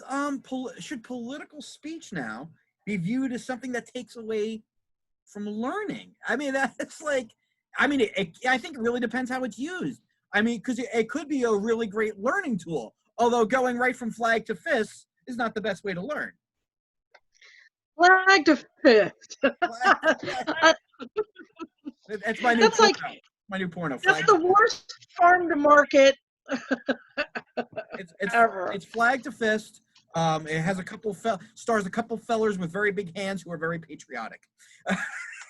Anyway, listen. Here's what I think they should do. I think what they should set up is like some political club, and where you can have these conversations after school with people of all the different political factions, and you have a teacher, a history teacher, moderate it, and and you can give these people assignments, get them to look at things differently. That's how you really should do this. I mean, we talked about it before. I've never seen this with any other president who's so divisive. You saw it today with Trump. With any other president, left or right, whenever there was a tragedy, it was always welcomed for the president to show up. I mean, you can't get more liberal than New York City. After 9/11, George W. Bush was viewed as a hero. When he came down there and stood on the rubble and says, "I hear you, and soon the whole world is going to hear you." You can't get more liberal than that. But we wanted George W. Bush to come. In South Carolina, in the church shooting, you can't get more conservative than South Carolina. But they wanted Obama to come. In the Oklahoma bombing in the 90s, those people did not vote for Bill Clinton, but they wanted Bill Clinton to come. This guy is divisive. And I think people use his name to trigger the libs, to own the libs. I think that's what so much of this presidency and so much of the mindset is of his fans right now. I just want to own the other party, which is not a great way to have a society, by the way, because we're always going to have people that disagree. If you really just want to own the other people instead of trying to understand them and trying to work with them, then let's just call it a day now and fold up the country. But where I think if you had a political club where you could actually make steps forward, go, all right, you can bring your Trump flag, you can bring a Biden flag. Who the hell's carrying a Biden flag? I haven't even seen a Biden flag. Okay, a Biden flag. Okay, you got one. I keep putting one. A childhood friend of his is making one. You remember Betsy Ross? Real wow. That's very nice. I would like to own a Betsy Ross made Biden flag. That sounds fantastic. All right, so that sounds like something that in like the pawn shop in Las Vegas. You could actually get some dough for that. Yeah, no, listen, I got to tell you something. People are going to vote for Biden. There's not too many waving the Biden flag. I keep one in my purse at all times. What are you talking about? Maybe you buy the Biden denture cream, or maybe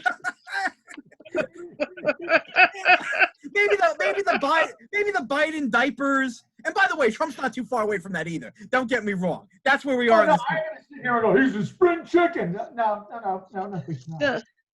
No, it's like all the candidates we could possibly have. We have two men in their 70s again.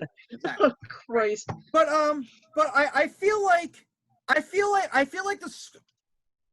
we are in a place where political speech is taking away from learning in a school situation. However, I feel the school can use this as a teachable moment after they punish everybody. And by the way, if the Trump kids are just holding a flag, I don't know how much you're going to punish them. Obviously, if the ones who were triggered by it are the first one who threw the punch, they should have a stiffer penalty right there. You can't be throwing punches at shit. What do you think this is, America? But but yeah, you know, that's the thing. You know, you have the Trump flag, and they're going to get violent, and yet you have a teaching point with that, or the people that were involved with that. You're going to be, you know, you're going to stay after school, whatever, because we're going to have a mandatory thing, and we're going to teach you about politics and how politics works, and do it that way. There's a lot that could be done besides punishment and banning. But you know what? I don't blame the schools for not wanting this stuff in the school. This was never a thing when I was in school. There was nobody walking around with Reagan shirts or George Herbert Walker Bush shirts or Bill Clinton shirts. That was never a thing. But this Trump thing, I think it's because he was an entertainer. I think that's what it is, and I think it's also because a part of the mindset of owning the other side. Like, I've never seen so many snowflakes that think they're macho waving a Trump flag. What a bunch of pussies. Really? You got to drive through town shooting paintball guns? Really? There's nothing manly about playing paintball, all right? Listen, I'm not saying you should shoot. I was on a league. Joe, it's good. Joe, it's good, clean fun. Desecrate the Red Devils. Joe, it's good, clean fun. Much like softball. It's fun to do. But me and my softball tights, or you and your paintball ammo gear, there's nothing manly about it. We're having fun. But you're not like, I'm a man, I'm playing softball. I'm a man, I'm playing soldier. No. Where's Joe going? Is Joe having technical issues again? No, I think he's probably, what, is he leaving to go get his paintball gear? Suit up? Joe's coming back in town. How dare you? How dare you desecrate the Red Devils? Oh, God. And all leagues. Oh, here we go. That is the gayest looking devil. That devil you? like, I know you just sucked my dick. He has the receipts. We're in a bad place where politics leads to fisticuffs, and I don't blame the principal and the superintendent if they don't want it in their school. But if I was I don't blame them either. And you brought up, you know, all kidding aside, you brought up a lot of valid points where it should be mandatory that there should be a class. I would have an assembly and go, you know, starting whatever we're going to have, or you're required to go to Zoom, just to have this up, because basically you could say, look, fisticuffs is not the way to have the debate. Okay. Let's grab side. Let's have debate. We're all welcome. Let's have debates the way they always had them. You know, getting each the agenda, the platform out, and discussing that, and then deciding what platform is the best. This is the way it's done. You know, this is the way it was done. I mean, you know, the whole thing with political marketing or political debate. I mean, even through the 1800s. I mean, it was pretty bad. I mean, these guys would go to towns and meet together. And then go to town square. It got very nasty. It never came out to fisticuffs, but just that spirit of presenting the facts to your party and understanding why, instead of, you know, violence with a flag, you know, it would be the way to go. It's like you said before, and I highly agree. It's a teaching moment. Yeah, I think you're also sending a bad message when you're just quieting political speech. I want people to be engaged, but I want them to be engaged intelligently. Now, I understand I am in the minority in this. I understand this. Nothing makes that more apparent than by talking to somebody or being on social media. But Yeah, I like to think 9.5 times out of 10, our political disagreements are done somewhat intelligently with some nonsense thrown in. I'd like to think we're not just having a discussion. We actually have a show going on at the same time. It's not like you're having a discussion with your neighbor at a picnic or at a bar or something, you know. But it's also incredibly juvenile to treat it like, you know, yay, our team, we're gonna show you, you know, like do smack talk like you're talking about two football teams. What is this? Oh, I'm sorry, I cut you off, Pip. I'm sorry. No, it's okay. Go ahead. There's a club up there that Davin and I worked at, and there was a club manager there, a guy named George that was there, and George and I are on a very, very nice guy. Don't get me wrong, but on very different ends of the spectrum. I posted a thing on Facebook where I was wearing my mask. I was in front of governors. And I clearly stated that governors has gone above and beyond, exceeding the COVID-19 regulations for a restaurant or having people in there. And Governor Cuomo had overridden everything and wants clubs with live entertainment closed. and I don't feel that, and that they exceeded this, and it's not fair to the club, small business, for comedy. George laid into me, oh, well, just breathe over everybody. You could care less about people. You just want to breathe everything all around. You don't care. Why don't you take your mask off and just infect everybody?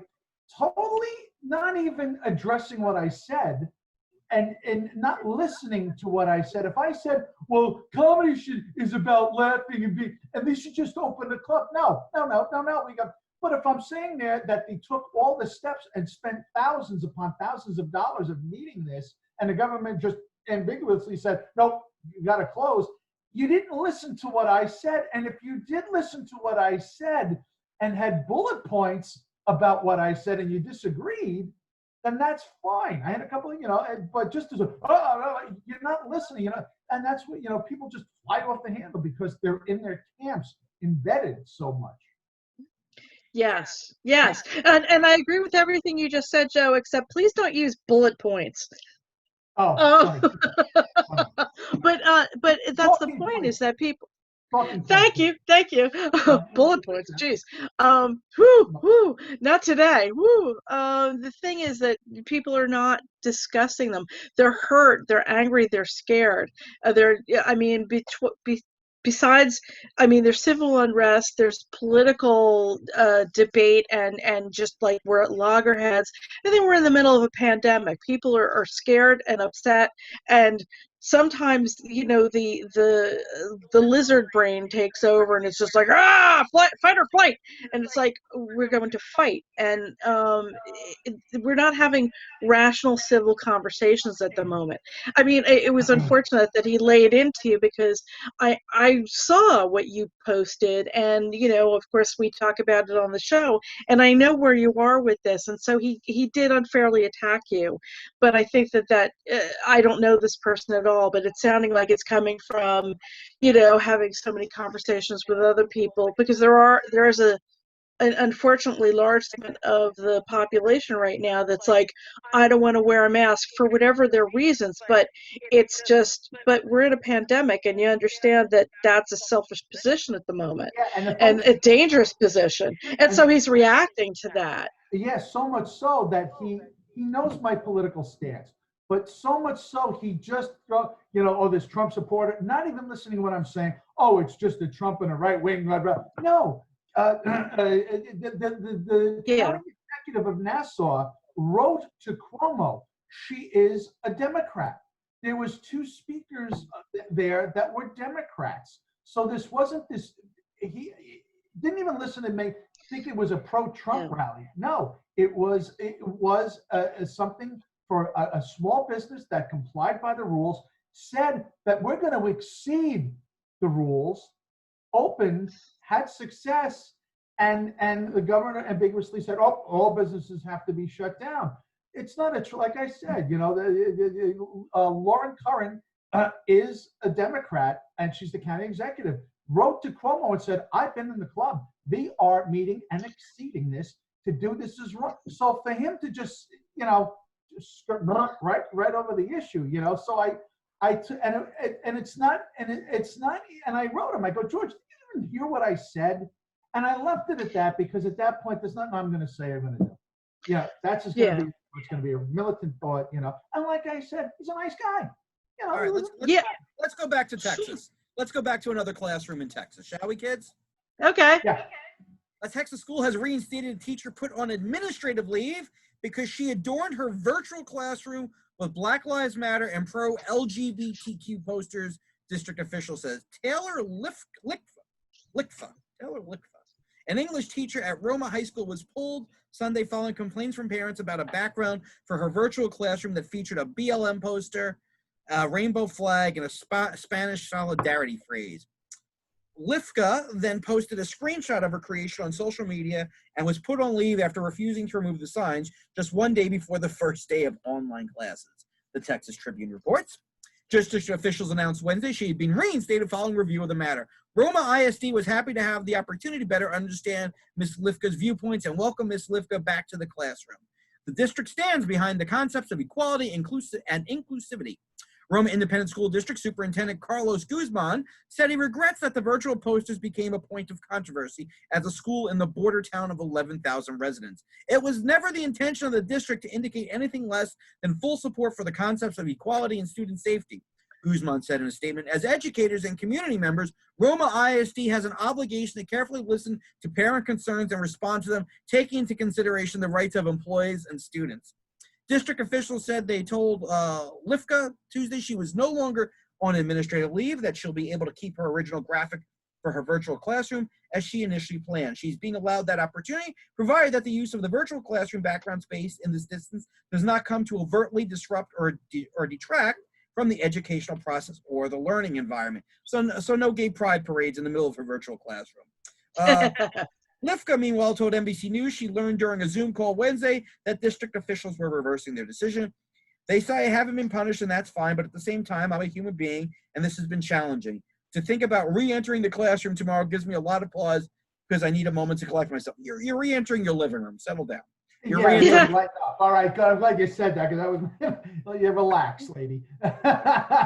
Well, my couch is very intimidating. Yeah, right. Yeah, I'm gonna hold. I got a comfort end table. Shut up.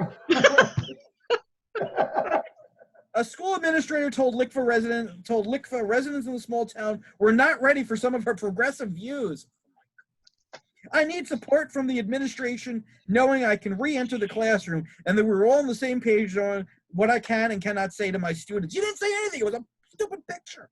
More than 33,000 people had signed an online petition as of Friday demanding Lifka's reinstatement. Please sign the petition to let the school district know that inclusivity and acceptance are not taboo ideas that deserve censorship. I gotta tell you, obviously I'm more on the liberal side. But as a parent, is that what I'm making a phone call about?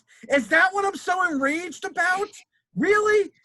Can we start school? Can we have a bad lesson first? Can there be a police with the knee on a black person's cartoon for me to get outraged about first? Do we have to start with day one for an LGBTQ Black Lives Matter poster? Wait a minute now.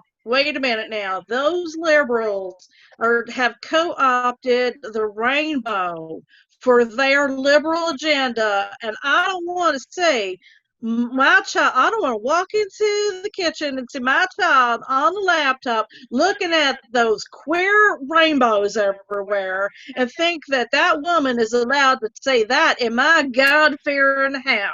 You understand me? This is a Christian home, and I don't want to see any of that, including this and included that. We don't include that in my house, mister. You know what I would say? I would say, why the hell did you leave the kitchen? Your place is in the kitchen. Get to cooking them vittles, woman. Right. I feel that she should leave her personal views off and just teach the fucking class. You know? I get that. That's fair. But just teach the fucking class. Yeah. But it's one thing. But it's one, you know what? It's a public school, and public is for everybody, and this is inclusivity. Listen, if she got up there and started preaching, you know what? Everybody should have a gay experience. That's what I think we should be done. Make sure you slam Jimmy in the cornhole, right, Bobby? No. If she was doing that, I would agree with you, Joel. But still, you know, you're in a you're doing your job, and it should be neutral. Listen, I'm going to bring it up again. I changed I said, look, before we do the show, I'll be right back. I just got to change my shirt. I'm wearing a Platsky shirt. I don't want to be wearing that. I don't want to be wearing a Platsky shirt because I don't want any view that I have, even though it's during this show. I don't want to have any view that I have being represented, you know, by the Platsky emblem because it's not representative of my day gig, and I keep it neutral. And I feel that she just should keep her views neutral. Just teach the fucking students, you know. Listen, like I said, I see her point of view. She's just trying to make it inclusive, because you know what?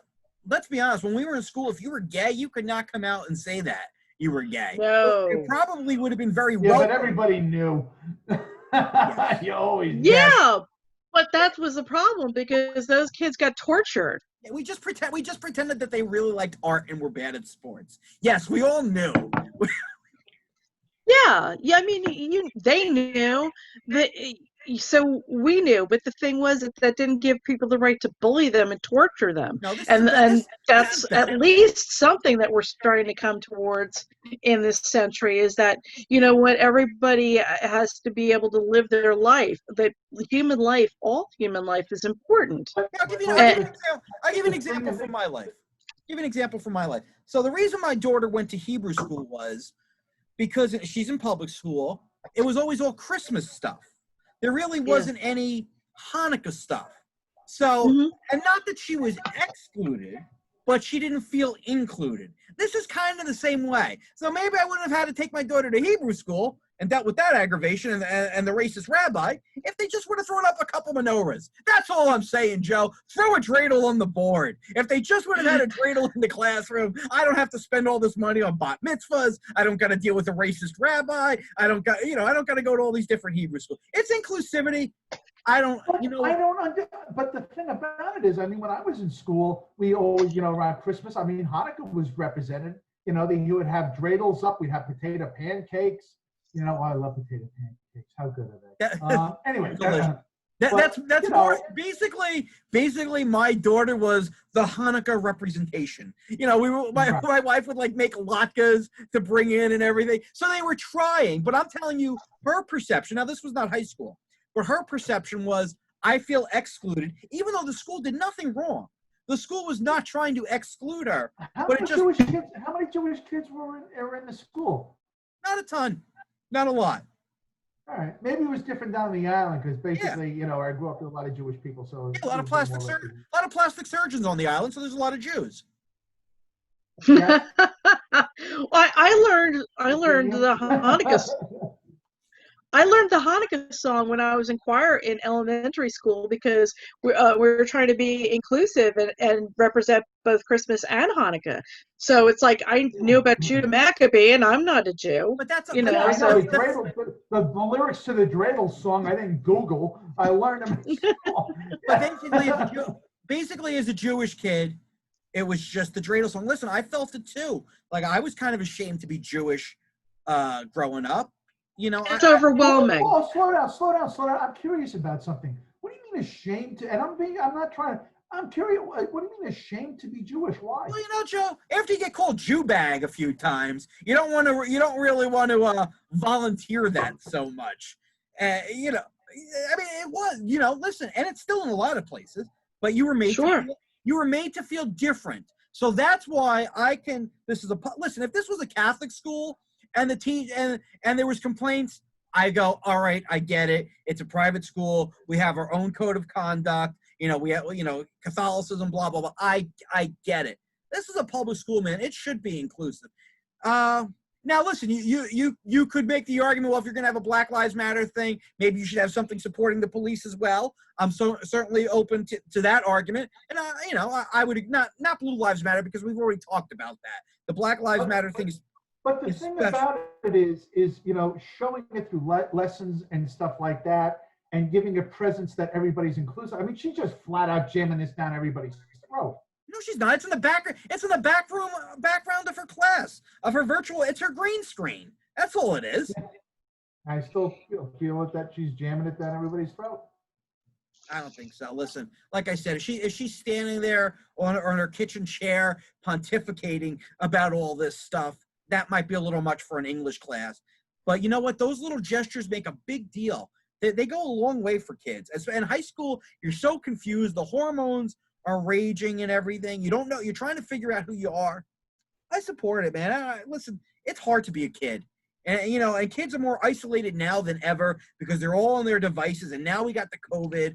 So if it helps break down the walls, if a kid is having problems, can now confide in this teacher. This teacher is now one more person that this kid has to go to.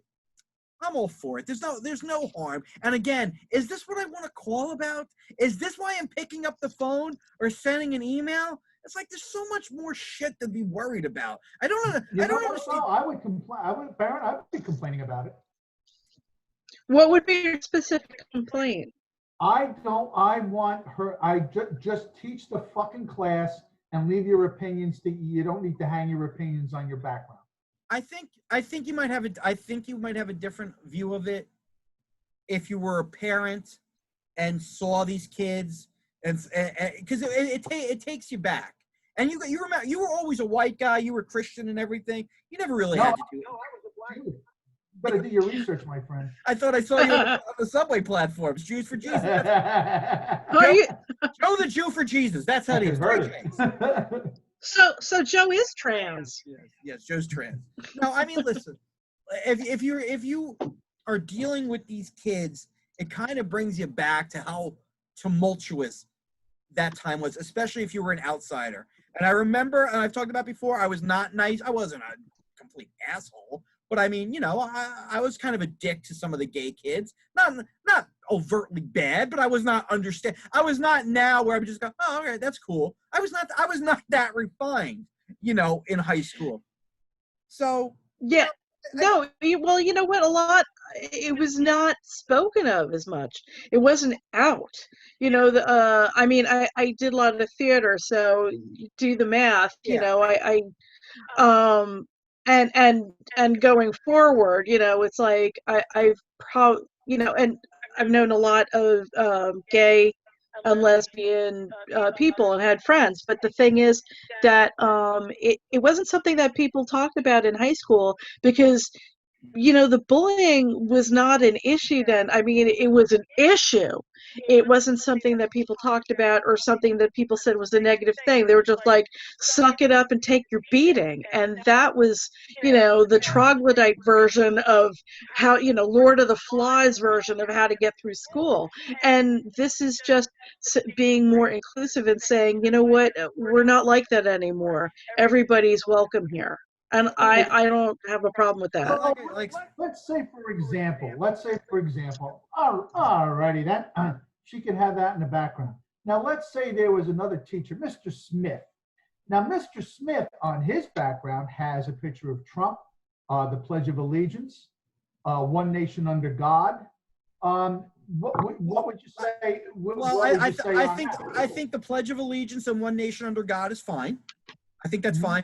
I think if you're gonna have, you gotta have Biden too, and that's kind of like I said with the Black Lives Matter. My argument would be like, well, let's have something pro cop in that background too, if you really want to. All right, Blue Lives Matter or Blue Lives Matter. No, Blue Lives Matter isn't the best way to do it. We support our police or something, or something police positive if you want to balance it out. But nothing triggers like Trump does. So you would really have to offset that. But I would expect the flag. When I was in high school, when I was in elementary school, I had our teacher, Principal Mr. Green, and in Mr. Green's office was a picture of Nixon, a photo of Nixon. No, but that's the principal. Was our president. Yeah, you know what though? I'm hearing that, and I remember the same thing too, because I remember Reagan being up. I'm hearing that. He was our leader of our country. Better or worse, he was our president. So then it would be like, are you doing that do you do that with every president? Is that your policy with every president? Then you go, yeah, I do that for every president. I go, all right, that's what the person does. I get that. All right, that's fine. That's fair. But if you're just doing it because you're a Trump supporter, that's a little different. Then just because this guy triggers people, like we just covered in the story before. This guy pushes buttons. He does it. His followers do it.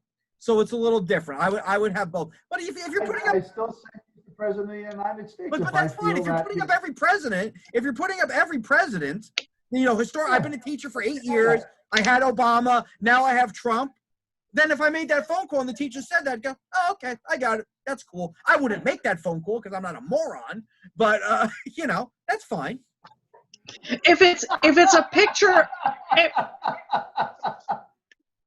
if it's a picture of the president, it's not Trump 2020 because now you're getting political. But if it's just a picture of the president and our flag and but I mean, I take another tactic with all the, our nation under God and bringing God into every time we're talking about the state, because it's like, why does God only bless the United States? I personally take issue with all of that. Every country think God's blessing them. Honestly, he don't give a shit. I know. But every country thinks that God's looking out for them. Really? Because I'll tell you what, if God's looking out for us, what, he take a snooze? Because he's kicking our ass right now between hurricanes and wild. Oh, God is sure as hell, you know? Yeah. And it's like, it's like up in heaven, it's like, hey, God, why are you doing the plague and all that? Why don't you do some locusts? Oh, okay, Mr. 1BC. Yeah. Why don't you do some locusts? I'll see you one better. How about some murder hornets? Would you like some murder hornets?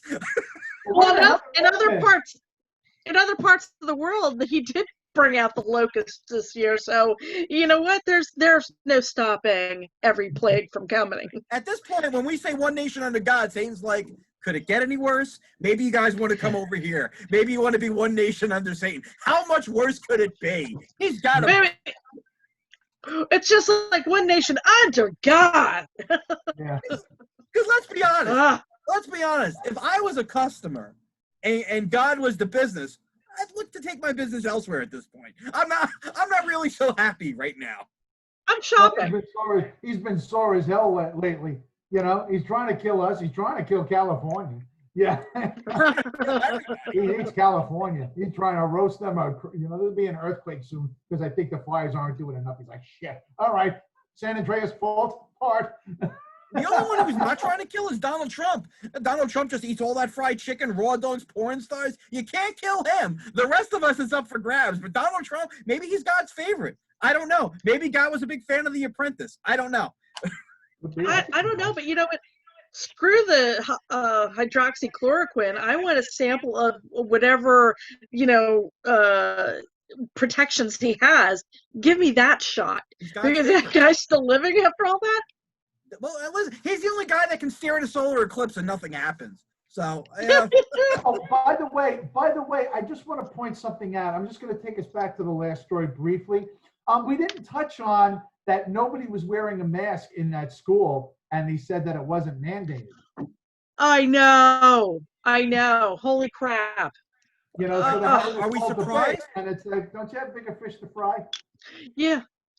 Well, yes, but I mean that's why these schools are opening up and closing because I don't want to get in the whole mask thing. I think we do it every. No, I said keep it brief. I said briefly. Listen, just a quick overview. Listen, that's why we're doomed. I say it every week. These politicians will get up there and these pundits on TVs. The pundits do it too. I think Americans are smart enough to realize, no, we're not. No, we're not. Whatever it is, we're not smart enough. Whatever it is, if you give us Neapolitan ice cream, we can't figure out it's chocolate, vanilla, and strawberry. We're going to put pistachio in there somewhere. We're not that bright. They got to stop. I need a politician and a pundit to go, not for nothing, we're a bunch of idiots. Then they go, all right, maybe we should learn a little bit more. But they keep on kissing our ass, and people believe that we're smart. We're not smart. The only difference between me and the rest of the rabble is I'm smart enough to know I'm a moron. That's the only difference. I'm smart enough to know I'm a moron. Right. And if you two forget, I'll remind you. Thank you, Joe. Thank you. Yes, I'm also smart enough to surround myself with assholes that'll let me know when they disagree. I don't need she powdered with a My Pillow. It's okay. Hey, how dare you talk about your staff like that? My what? Your staff. Your staff. But yes, I'll powder your ass, Davin, if you really insist. I do. Listen, we're all going to die sooner than we would have because we're idiots or we're surrounded by idiots.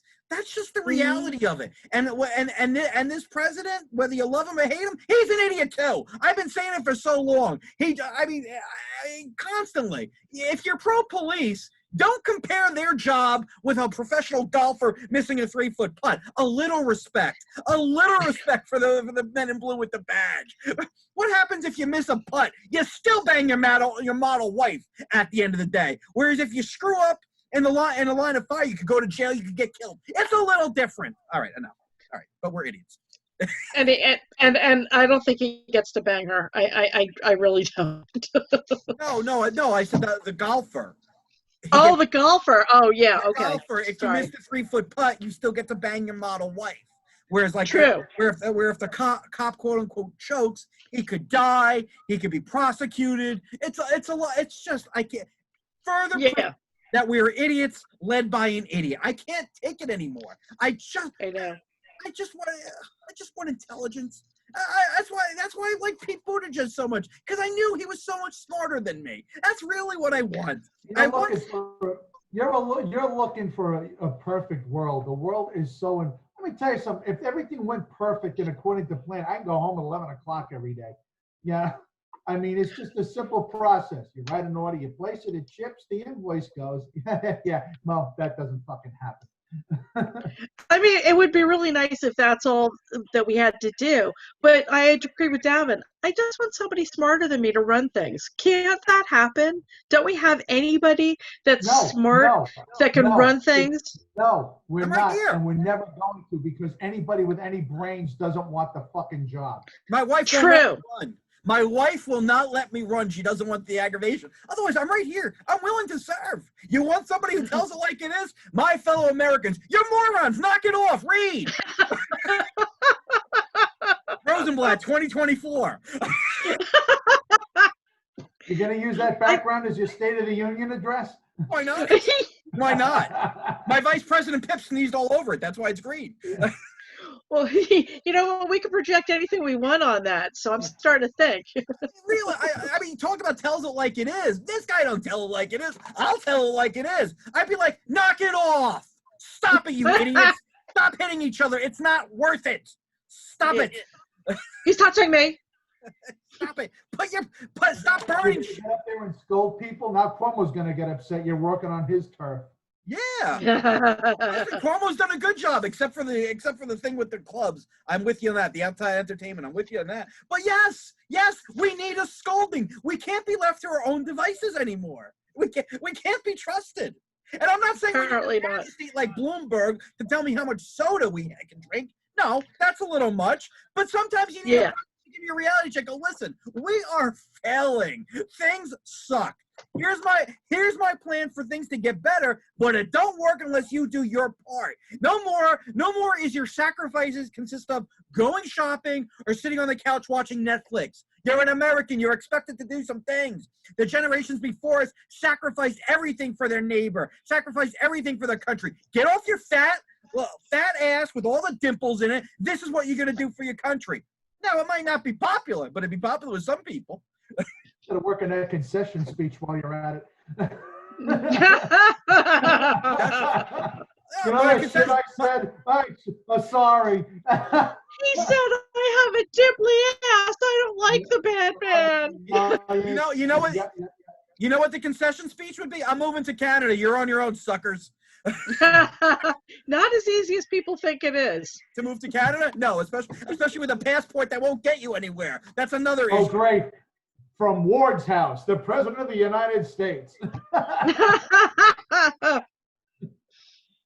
Yeah, man, we need somebody to tell us that we're screwing up. We need. I mean, listen, I don't. Why do Americans need their asses powdered so much? American exceptionalism. Other generations were quite exceptional. I will give you that. We put men on the moon. We beat communism. We beat back Nazism. Damn straight, we were exceptional. No, mediocre at best. Yeah. Scary. I don't need my ass powdered. That's why I'm so hopeful for these kids. My daughter and her friends are smart. I just hope they're motivated to do something with their lives, because I sure as hell am not going to. We've already established that. I'm putting the powder away then. Well, put away the powder. No, but I mean, and that's another thing. I've said this before too. At the conventions, they go, the great state of New Jersey, the great state of New York. Is every state really that great? I mean, really, is Arkansas really fantastic? It's not that great. How about and the other state, Arkansas? Okay, how about that? Some states are great. Some states, or the great state for us for citrus, Florida. If you want to talk up what they're great at, fine. But overall, Florida's not great. They're great at citrus. The great state of New Jersey, who brought you Schnooky and the Turnpike, represent. It's like not pumping one's own gas. They're telling it like it is. The Huh? great, You Yeah. know? the great state of New York, who gives you the best deli. Okay, Yeah, okay. who gives you the These, great state of New York, who gives you a bagel and a schmear. All right, we're these being are good things. I'm actually getting excited about that now, Getting hungry. this kind of convention. I'm hungry too. because unless your state actually has something to brag about, that's why I like that it was Rhode Island during the Democratic convention. They were bragging about the calamari. All right, I didn't even know Rhode Island was big for calamari. But you're bringing something to the table. Now I have an interest. Just a generic great state? I don't believe you. You're full of shit. I've driven through your state. I've met you people. Not great at all. Below average. Below Yeah, but- average. But you know what? And also, a little trivia: New York is the second biggest for calamari. But what the hell else is Rhode Island going to talk about? They're as big as a fucking master closet. You know? I mean, what the hell are they going to talk about? Well, a great state to drive through. Sure. It's a hot concert. Yeah. Hey, we're great white, burnt the club to a crisp. That's the only other thing. But calamari, you're going to have to go with calamari. All right. But still, at least they're trying, Joe. When nobody else is trying, it stands out. If other states had other things to brag about, then you can mock, but at least they're trying. That's enough. We got to stop powdering everybody's ass. I mean, this guy was supposed to tell it like it is. He's the biggest snowflake there is. I want somebody who's really going to tell it, and then you tell him like it is. He goes, okay, you got a point. I am an asshole. All right, I was a little soft. That's fine. Then you go, all right, well, at least he knows now. Now we can do shots together and get some work done. I can't imagine being so insecure and doing this show with you two jackals. I can't imagine. Well, you would have big puncture marks on your jugular and your belly because we would go right for the soft spots. Can you imagine if any of us were a shrinking sensitive violet doing you'd last half an episode. Oh yeah. Oh my God! Oh God Almighty! I've been in the construction and entertainment business since '78. There's nothing you could say or do that's going to hurt my feelings. And I've tried. But still, yeah. Some say he's dead inside. I think there's still a little glimmer, and I'm going to put it out. I when I first started, because I hadn't been doing stand-up in a while, there were times during the show where I would get my little fifis hurt, but I would suck it up. I would process after the show and go, come on, don't be a baby. You know what this is about. And I got a harder shell and carried on. And you knew all of our criticisms and critiques were done of a place of you need to fucking know this about yourself. You knew that. Yeah. Plus, when we did the show at Anthony's house, you saw all the stuff coming through the chat. Not highly complimentary. I'll never use that on a resume. Wow, no, I was not exactly at my best according to our fan base there. Those were not valid critiques though. That was just mean. All right. Well, that was just cruelty. The people on Reddit. I was with Dennis, my buddy Dennis, and I were going to see a concert one night. We're coming home and we're talking about Anthony's show, and we're like, boy, those Reddit people are fucking horrible. I go, thank God they don't say anything about me. And Dennis is like, really? And showed me about 25 non-complimentary things. Yeah. And I wish I could get on. There was one guy that wrote something. Joe Curry is totally and utterly forgettable. And I wanted to write back and go, so let me tell you something. Why did you write back the next day? Apparently, I left an impression. Exactly. So much so that he felt moved to comment about it. So You fucking wrote something about me and complained. I'm not. If I was forgettable, you wouldn't have wrote anything because you wouldn't have forgotten. well, I mean, let's be honest. Reddit posters not always the brightest. All right, let's move on. Let's try to educate the people some more. We'll do a little scam busters. Tell you about the contact tracing scam. I didn't even know this was a scam. But of course, if it can be a scam, there'll be a scam about it. So one of the crucial tools for controlling the spread of the coronavirus, as we know, is contact tracing, which means they track down people who may have been exposed to COVID-19 and encourage them to quarantine. So if we all hung out at a party and I came out and I got COVID-19, they would contact Joe, they would contact Pip, Then they contact the people that then Pip has to get tested, and they have to contact the people that she's been in contact, so on and so forth. That's what contact tracing is. Contact tracing scams are on the rise, according to the Department of Justice and the Department of Health and Human Services and the Federal Trade Commission. States such as California and Montana, where scams have reportedly occurred, also issued other warnings to residents. So a contact tracer will call you, email you, or text you, and you have to respond. It's really your duty, kind of like filling out the census. It's like if you get contacted, you have to participate. According to the Federal Trade Commission, contact tracing is the process of identifying people. Yeah, I just explained that. A contact tracer is the person who carries out the process. Tracers are usually hired by a state's Department of Public Health. If a person becomes infected with COVID-19, the contact tracer will get in touch with them to collect names and phone numbers of everyone that person potentially exposed. That information is then updated in an online database where they keep track of your every move and put a chip in your head and know everything you're doing. Stop that. Don't touch that. There's kids in the house. If you were if you were exposed to the coronavirus, though, through close contact with an infected person, a contact tracer may call you. It's common for the health department to reach out by text first and let you know to expect a phone call.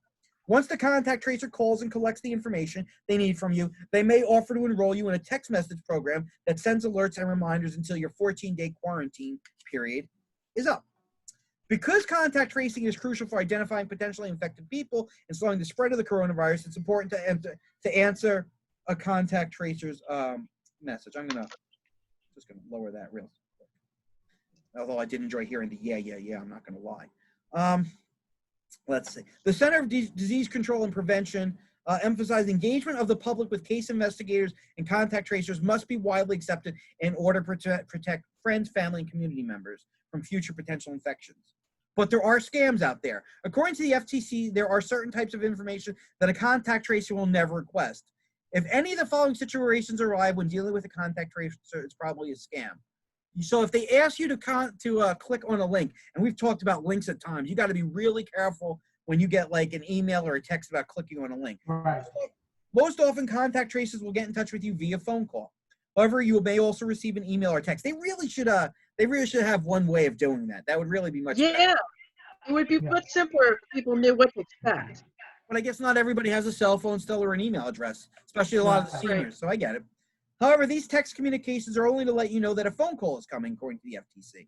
One sign of a scam is a text message that requests the recipient to click a link. Any request to click a link should be treated with suspicion, said Matthew Fisher, an attorney who specializes in HIPAA and data privacy at the law firm Merrick O'Connell. The same goes for emails. If you're prompted to click on a link, enter credentials, or download any items, it's a huge red flag. Don't download anything. Don't download nothing. People should seriously. People should it's going to be a dick pic of a contact tracer. You don't want that. People should. He's making contact with his hand. I don't like this at all. People should. Oh no, he's grabbing the lotion. Oh no. Well, it's antibacterial. People should approach all unsolicited emails with caution, especially ones that request the user to act, said Sherrard DeGrippo, Senior Director to Threat Research and Detection at Proofpoint. She said cyber criminals will attempt to spoof email addresses and create fake websites with stolen branding from legitimate organizations to better fool people and get them to act. We talk about this all the time. DeGrippo recommended that if an email appears to come from a legitimate source, hover your mouse over an embedded link. If the link address looks weird or doesn't take you to an official site, don't click on it. You can also just go to the site directly by typing the official site. That's the best thing you should do. You should Google what the official site of whatever agency is, and it's almost always .gov, and then you click on it. That's a key thing that you have. That's a key thing too, because sometimes you get these erroneous emails wanting you to go something, and you look like your email account to Apple or something is up and stuff like that, and it's like, this website doesn't make any sense. You just immediately put it into junk. So you got to look at it, and then you actually have to Google it. Yeah. Also, legitimate emails and sites usually do not have major spelling mistakes or poor grammar, so check the wording and layout before doing anything. We talked about with the Forex scam. That was one of the red flags. Yeah. I mean, they have proofreaders, although, to be fair, a lot of our standards have fallen when it comes to that stuff too. But overall, the spelling errors and grammatical errors should be very, very limited if there's any. Right. If something looks off, don't click, open, or enter any personal information. Contact tracing is a free service performed by state and local governments and the employees they hire. There is never any money exchanged between you and contact tracers and the people they contact. So this is free. You don't have to pay anything. And, you know, if they ask for, and we've talked about this, money, including cash, gift cards. You don't need an Amazon gift card to get contact tracers. You don't need iTunes for contact tracing. I mean, we laugh, but only because we cover this all the time. Right. It's like if you watch this show and you listen to us and you think for any reason that you should be giving a gift card to anybody that's like a government agency, please, you're not listening carefully enough. Although they should say, well, we collect them and give them away at the Christmas party. Also, they're not going to ask you to wire transfer or make cryptocurrency payments. Don't do any of that. Even though contract tracers need to ask you some basic details, such as your phone number, there's no need to collect sensitive information, such as account numbers or your social security number. See, the social security number, that's interesting. I would not know that because you think, oh, it's an official government site. But they're saying, no, we just need to be able to get in touch with you via phone so you can keep us updated and we can update you. So that's very important. A legitimate contact tracer does not want or need account information, as that does not have a connection to infection risk. If they ask for this type of personal information, they're likely attempting to steal your identity. Your immigration status has nothing to do with tracking of the spread of COVID-19. That means a contact tracer will never ask about it. If they do, you can bet it's a scam, the FTC writes. Though it's important to answer contact tracers' call and cooperate with their instructions, you're right to treat any unknown call with suspicion. If you're unsure about the person on the other end of the line, request their name and identification number and phone number so you can call them back after verifying who they are with your local health department. If you believe you've been contacted by a scammer, you should report it to the Federal Trade Commission or the Attorney General or Consumer Protection Agency in your state. Any of those recipients will be well-versed in handling complaints related to potential scams. So that's some good information there. Yeah, really, because, you know, it's very important in this pandemic that people respond to the contract tracers without, you know, hesitance or without holding back, because that's one of the tools that we're using to keep this under control and to get our numbers down. But the other thing is that they need to not be afraid that they're going to be taken advantage of. So knowing what to do and what you should give up and what you don't need to give up is really important. Yeah, very well said. Very well said. Because basically, this is a situation. Like if you have a regular scammer, somebody selling, and and they're asking questions, you have to be leery. But these people need to ask legitimate questions. So it's good to have a guidepost of what is legit that they're asking and what is a scammer trying to get out of it. Yeah, I mean, if you were near somebody that maybe you didn't know, and you need to be contacted so that you know that you should go get tested and that you should quarantine, because how else are you supposed to find out in some of these circumstances? I mean, you might hear word of mouth, oh my God, that 3 people are sick at that party that we went to, but it might have been in a supermarket, it might have been, who knows? So let these people do their job. Just be smart about it. Especially with the elderly. I can't really go into detail right now, but Davin was helping me with a couple of things over the weekend and stuff like that. And the person I know is getting scammed and sent a check out, and they're like, well, they were friends and but because they needed the help. So what they do is they put fear. A lot of the elderly get a fear that they're going to lose their house, they're going to lose something if they don't send this person a check. So the elderly especially will, anything you ask, they'll give you. Yeah. That's not true.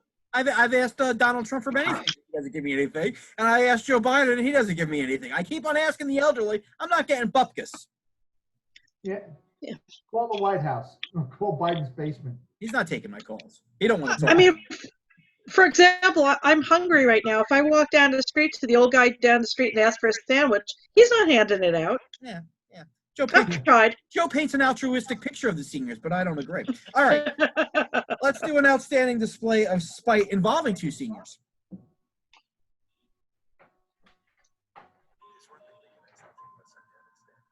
an outstanding display of spite. In lieu of that, like to introduce outstanding displays of spite.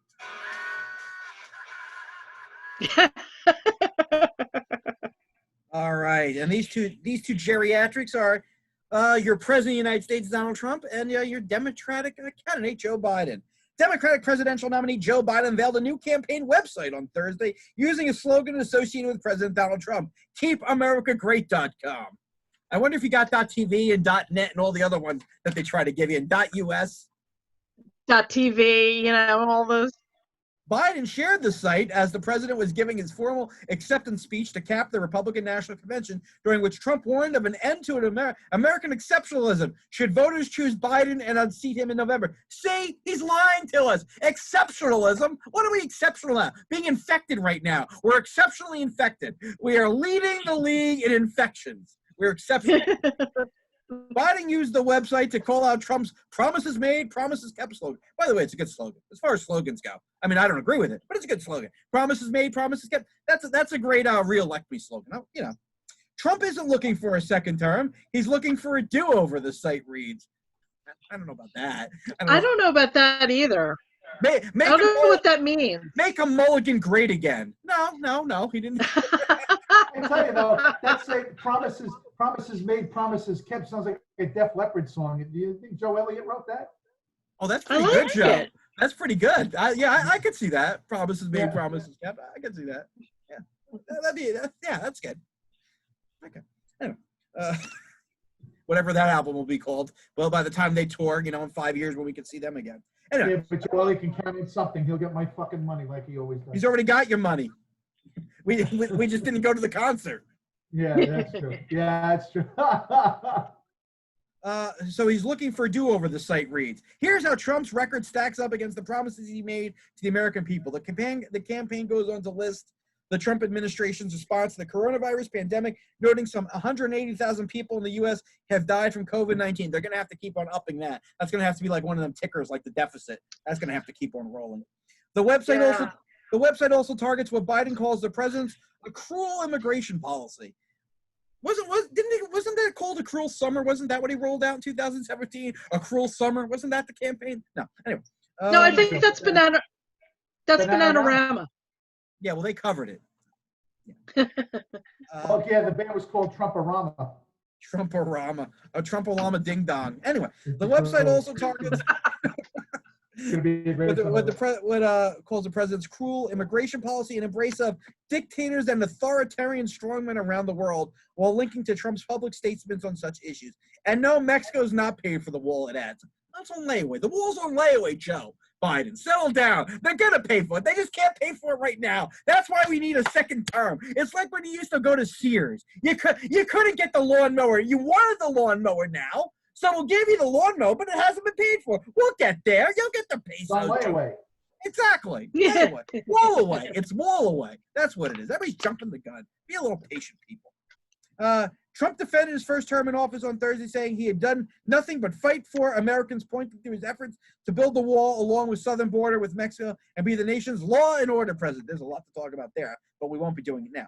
I did what our political establishment never expected. Now, that's the fucking truth. I will give him that. He certainly a lot of minds and could never forgive. Breaking the cardinal rule of Washington politics. I kept my promise, he said from the White House grounds. He went on to challenge Biden's record on politics. We spent the last 4 years reversing the damage Joe Biden inflicted over the last 47 years. Biden's record is shameful. Roll call of the most catastrophic betrayals and blunders in our lifetime. Great blooper reel. Great blooper reel. Have it on VHS.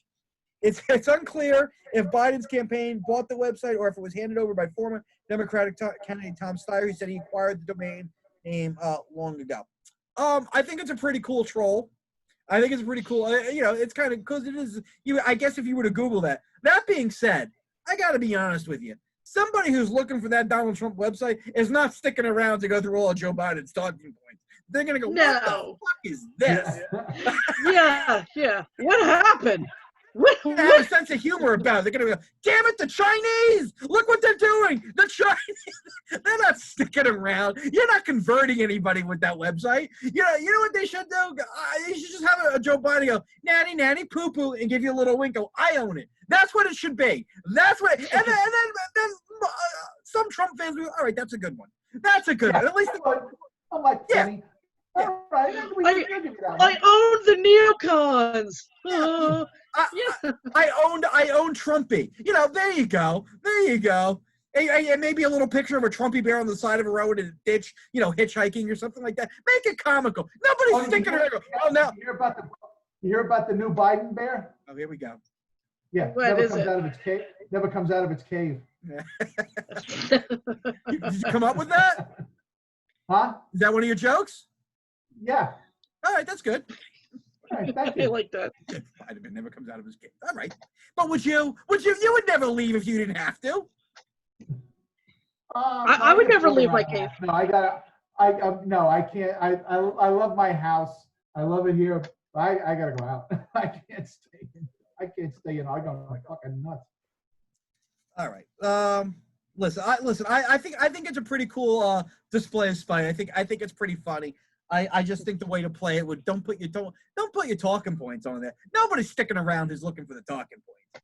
Yeah. I Silly. Just put something funny on there. Full joke. Yeah. You put a couple funny things on there. Call it a day. That's the way. That's what I would do if I was him. Yeah. I mean, just don't expend the energy. Nobody's gonna read it.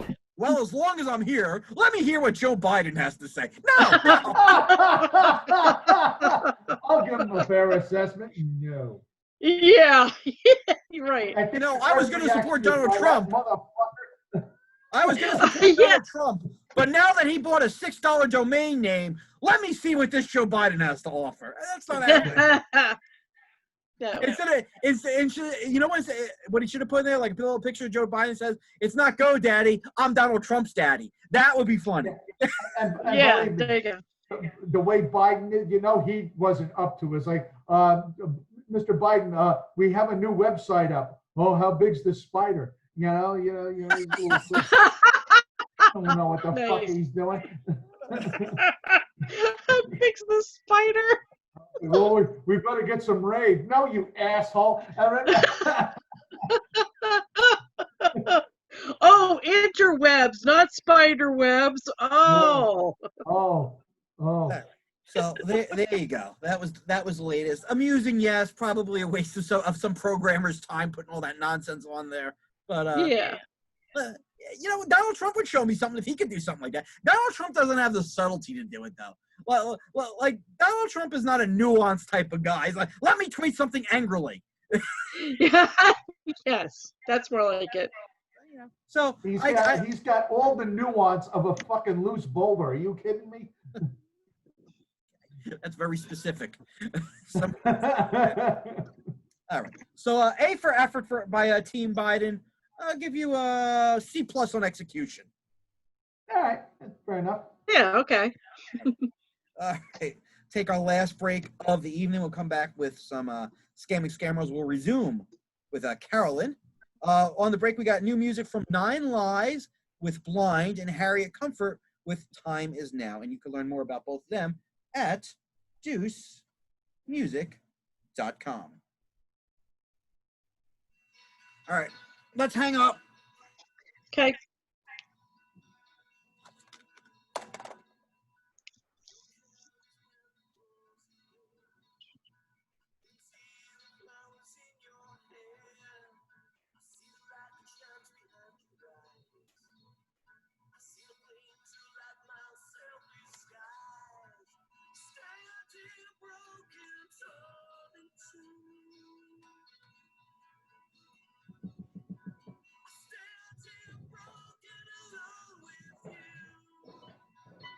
Hello. Hold on.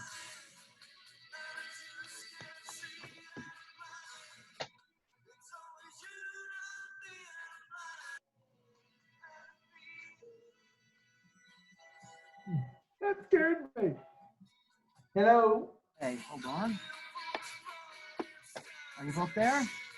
Yeah. Yep.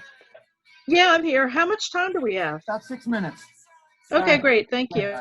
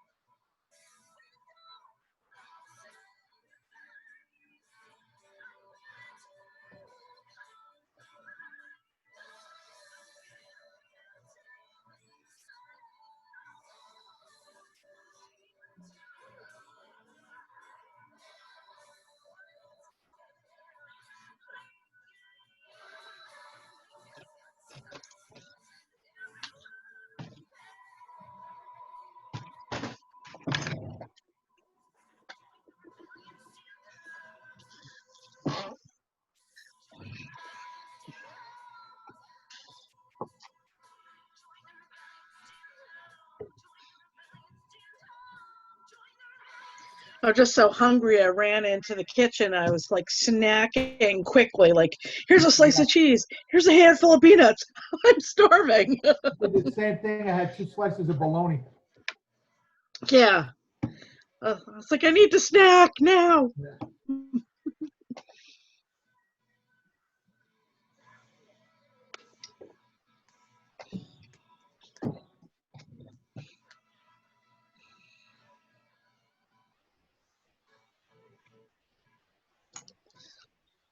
Hey, Joe, look at this. I got these little, like, tiny gardening implements. Little shovel. Gonna be a To put big it in my. soil. Oh my God, I've been gardening and gardening. Look, here's a hoe. Why do you have small I'm garden wondering. implements? I was gonna put them in my potted plants. Okay, all right. You know, like. Oh, That's I bought cool. them a long time. I bought them a long time ago, and I forgot about them, and I just unearthed them, and I'm like, oh look. Well, you can hire a midget landscaper. He could use them. I might do that. Yeah. Some little gnome out there toiling, complaining Right. about his low wages. I wish I Jeez. could travel like I used to. Yeah. Now all I do is garden. Wish I was not 2 feet high.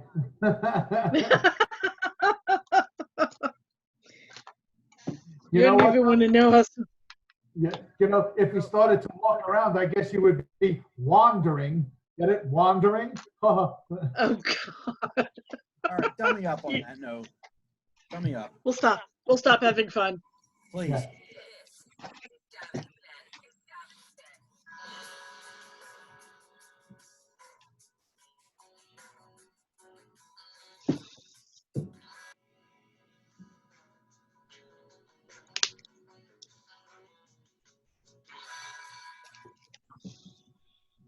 All right. Listen to Davin. Thank you guys for hanging out with us. Those were some rocking tunes on the break. It's too Yeah, rocking. that when we came back to sounded really good. Rock. That's why you got. That's why you got to hang out in the breaks. Always got new music for you. So yeah, rock. Whatever. All right. Let's whatever. The best DJ ever. Rock or whatever. Well, I will be changing format soon enough. Don't worry. Rock or Light FM. Whatever. Just keep listening. Yeah. That's pretty much radio today, isn't it? All right. Let's Yeah. let's do some scammers. Now we're dealing with Carolyn Fuchs, who reached out to me on Instagram on July 28th. She claims to be a forex trader, foreign exchange trader, currencies, foreign currencies, and like cryptocurrencies, all that good stuff. And things have kind of looked a little romantic from time to time. Now, last week the big reveal was I went onto the website where she claims to work, ofxinvest.com, and it turns out, shockingly, a complete scam, complete fraud, complete crime. What? Now, last week, Joe and Pip kind of expect me to sink my fangs into Carolyn right away, kind of play with her like a cat and mouse. But fake Davin did not do that. Fake a couple subtle jabs, but did not go interrogating the scammer. Is that correct? Yeah. No. So, but now I did tell her that I knew black magic. I did tell her. Yes. That was a nice little slide that in there. Yeah, well, fake Davin always has tricks up his sleeves. So let us continue on September 11th of 2019. Now, the last thing I said to her was black magic. How do you think I got you to message me initially? Have you had a nice day, my Insta Terminator? Remember, I was calling her a Terminator. I was being funny with her. You're being cute. She goes, can't complain, actually. I go, well, I'm sure you've been very busy. She goes, yeah, kind of. So I ask her what she's been doing. She goes, you know how weekdays turn out for me. Working, of course. Work, work, work. Scam, scam, scam. These marks aren't going to give me the money on their own. I got to do the hard work. Put in the overtime. Turn on the Digging. what? Digging. Oh. I have a little tiny shovel. I got a little tiny violin. Anyway, so let's I go, she goes, you know how weeks turn out for me? Work, of course. I go, yep, you don't really have much fun. When the hustle is the game, there really is little downtime. Weekends, too. It would appear from the outside that your work is your life. She goes, she goes, it seems to you I don't have fun, actually, but I do. Just that I have a set target I want to achieve and ain't messing around about it. Some bold steps I took in joining this platform is the same bold step I've taken to greatness. Really? Listen, she was legit. Oh, wow. A working girl. I like that. But Yeah. she's a scammer. So I mean, she's talking the talk like she's somebody who is motivated and, is looking to, achieve her goals, but her goal is to scam people. and she's motivated. She's motivated. Yeah. I go a certain amount of new investors that you bring in. I'm in the presence of greatness. Very exciting. Do I bow? Kiss the ring? What is the protocol, dear? By the way, not really great. Above average. Above average. Not great. Yeah. Not great. She goes, not the investors, actually. I'm in the course to make this brand global. One cause the services we offer. It's difficult to find them anywhere else. You don't need to bow. You just need to follow the convoy. Oh, follow the convoy. Yeah, just don't ask any. Yeah, just invest your money and don't ask any questions. Yeah, okay. I go, have I given you the impression that I am a follower? Is there a long convoy following you? She goes, you always want to be sarcastic. I go, they were questions. Nothing sarcastic. Some are followers, some are leaders, some are loners. What do you think I am? And it is possible a lot of people are following you. Are you in one of your moods? And sarcasm is a form of intelligence, boo. If I was unintelligent, you wouldn't spend your time talking to me. Hashtag fact. Not taking her shit. Not going to take her shit. Yeah, it's like, why is she coming back, flapping back at you about being sarcastic? Does she not know you? I'll fucking stick my fangs in it. I'll end this whole fucking operation. I don't give a shit. Sink the fangs! Sink the fangs! I got to get this to October to make you kids winners. Oh, yeah. She goes, it depends on what you want for yourself. Either you be A, B, or C. I go, what do you think I am? She goes, it all depends on the role you want to play in my life. Oh. I go, I won't walk behind you, but when it is your time to shine, I will step aside and bask in your glow. When you need someone to lead, I will take your hand and be your North Star on the darkest of nights. That is what the few who have been special in my life get from me. And what do you want to be in my life? Wait a minute, which one of you said that? I said that to her. That was very poetic. And most certainly, and she wanted to be friends, right? She's friends, but more. She's kind of back and forth. Like I said, well, it depends what you want to be in my life. A friend, and we had this conversation the past couple of weeks. If a girl wants to be a friend of yours, they're very, very frank with them being a friend, and they're not going to lead you on to anything past that. So I find it very, very odd that she's saying that. But you know what? I'm just thinking about this now, Joe, and it is easier to be on the fence and waffle like that if you're at a distance, like you are in a cyber relationship, rather than face to face. Because the physical proximity makes it harder to, come and go. Run. I mean, people do sometimes run hot and cold because they're not quite sure, or they have the fear of rejection or fear of commitment and stuff. So, I mean, it's not unknown for somebody to like one time be like, oh, okay, sweetie, honey, and another time being like, okay, well, we're just talking about business. And she has the luxury of being, well, we're assuming a woman, and being at a great distance, so she doesn't have to commit one way or the other. But if she's looking for a relationship, because I've seen that on the scam, but if she's looking for, she wants a relationship, it's, I don't know, it's a little deceiving. Well, women being deceiving. Or being indecisive. But the other thing is that, as a scammer, perhaps her tactic is different from ones that we've seen from the other romance scams where they jump right in, they're like, I love you right away. But this one is enticing him with the lure of a possible relationship, but also she still wants the dough, and Yeah, she's going with the Forex angle. she's definitely working out of a different playbook. I would with the exception of maybe one or two small little things, it's different than any other thing we've had. Yeah. So she sends me a bunch of hearts. She goes, so sweet. She goes, I would like to be your blessing in disguise. What does that mean? I don't know. I go in It means disguise. that- What? It means that if he sticks with him with the Forex, he could stand to make some money, and Oh. and Oh, blessing in disguise. Even though this is going on, it being with her could be a blessing making money. It's a blessing in disguise. okay. I go in disguise. I go, what is this? What is the disguise? She goes, till then. I go, what do you mean? Till when? That was September 11th.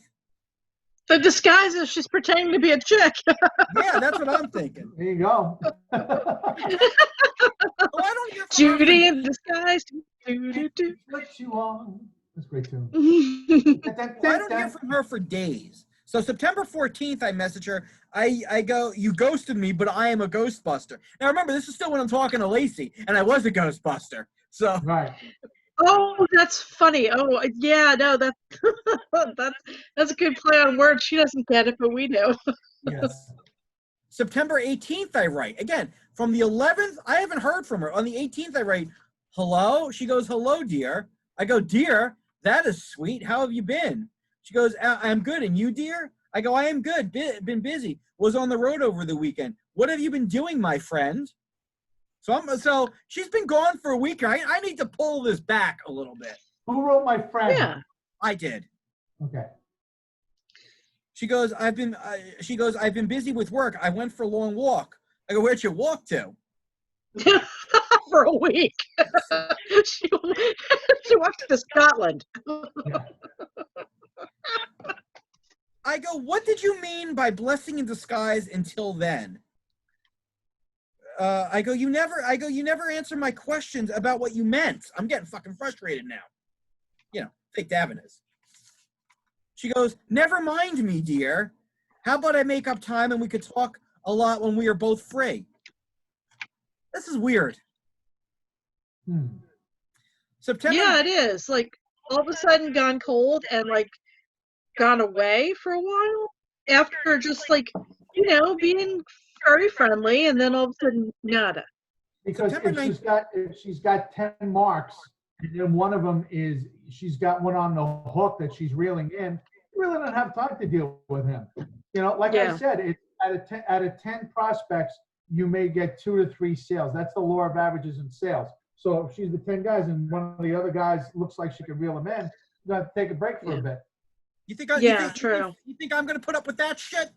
Think I'm going to tolerate that? Depends how far you want to go. If you want to bring this into October, you really No, fake Davin is all of a sudden going to become very needy. Because September- don't forget, last week I was saying when you got all those facts about that company, I'm like, well, are you going to lay into it? She goes, I don't know. I might let her roll. He goes, you said don't forget, you guys want to try to get this into October. So right now, it's kind of a judgment call on you what you want to do. September 19th. I go, if you would like to talk more, we can. Is everything okay with you? You seem different.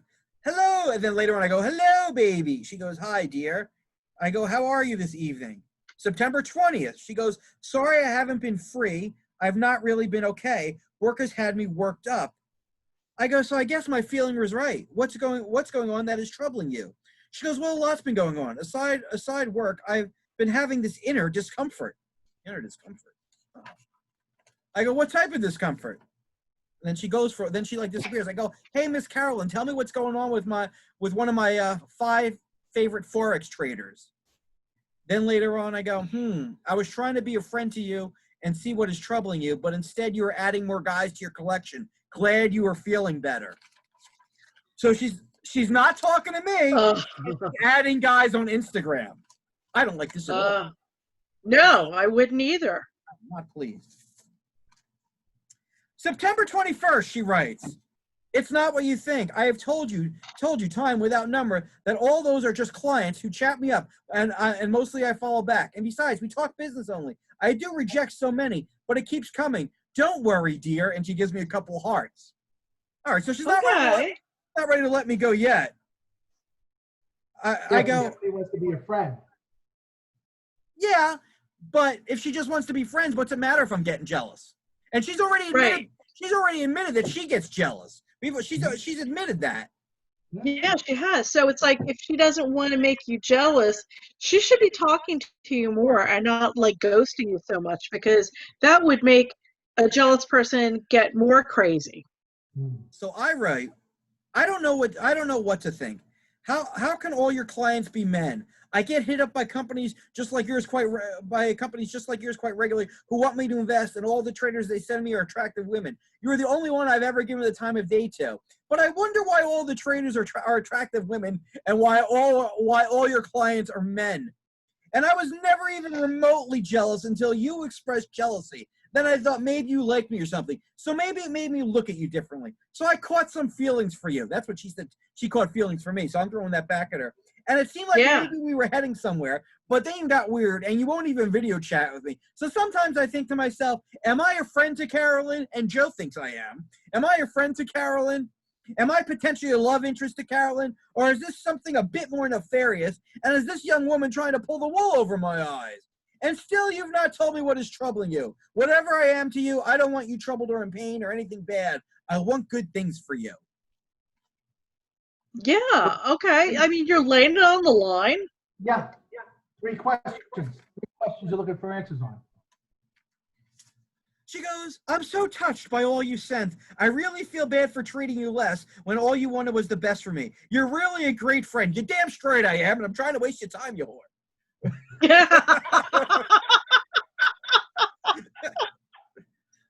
Oh, that's so nice. I think you said something very similar to me recently. I have. But truth be told, I did like talking to this one. Yeah. No, and this is the point where they haven't thoroughly irritated me yet. Because I get to a point, enough, I can't anymore. And we are not at that point with this one. Yeah. I go, thank you. How has your weekend been? I'm in the middle of the grind. My company produced a sold-out show last night. Been at a friend's kids event all day. Have a very late show tonight and an early afternoon show tomorrow for very old military vets at the home for them. All I really want to do is sit in my underwear and watch TV. LOL. Got to push though. So again, I ask, what has been troubling you, boo?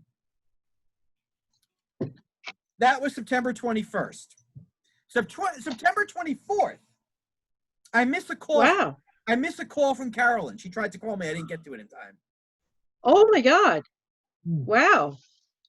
Then I go, alrighty then. That was out of nowhere. So what do you want? She goes, I want you. I've tried to put up defenses, but you just keep breaking them. Oh. I want you. Of course she did, Joe. I want you to want me. Wow.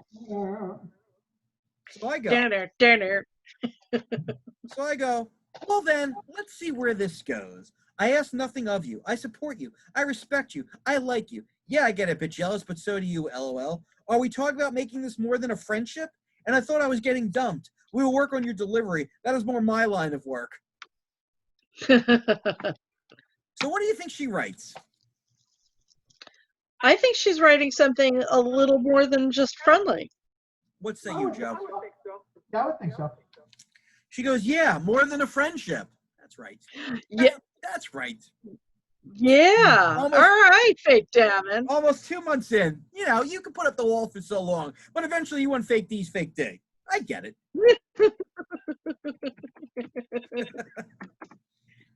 I go, okay. Never had a long distance relationship, but I'm willing to give this a shot. Does that mean I can't have any road hoes? LOL? Yeah. Yeah, I think so. She goes, no road hose. Road hose with an angry face.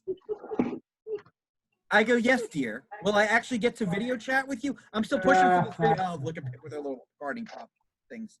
With my little hoe. Yes. A big hoe has a little hoe. Anyway, will I actually get to video chat with you? She goes, yeah, dear, sure. I will also give you a call. We'll get to text on WhatsApp. I go, why do you prefer WhatsApp? They always try to get me to go on different platforms. Yeah, but why WhatsApp? Where's the value in that particular I think that's just another one that platform? doesn't kick scammers off. Like they always try to get me over Ah. because eventually they all get kicked off of these platforms. So I see. she goes, LOL, just wanted to get notifications from you everywhere. Instagram, you get notifications everywhere. So this is a bunch of bullshit. I go, LOL, okay. After we have our first video, I will download WhatsApp. Can I ask you something? I say. She goes, yeah, sure. I go, how do you pronounce your last name? And how's your day been? Because it's spelled Fuchs. That's how it's spelled. So yeah. what's going on? She goes, fine, dear. Was a bit stressful, though. I go, what happened that was stressful? She goes, I was looking for where I dropped my purse, and I was so fucked up. I'm not used to women talking that way. Oh. Especially that, I don't know, that's like she's trying to present the business aspect, but she let down her guard that she wants to have a romantic relationship. And she is a girl. Yeah. And she is allegedly in her 20s. So it's like I just haven't spoken to enough people that age. But the looking for the purse, that's a nice touch. I don't know. Maybe she was. This could be a little bit of honesty here. Who knows? Yeah, maybe that was just like, well, you know what? It's like, when you're telling a story, it's all in the details that makes it more believable and more relatable. She goes, and I was so fucked up. I go, did you find it? Fucked up because you were afraid you wouldn't find it? You found it, right? She goes, yeah, dear. Later, I found it. I was so happy. Found it in the car. Why don't you fucking look in the car, stupid? In the car. What a sneaky place for it to hide. Glad you found it, boo. So is your last name pronounced Fuchs or Fox?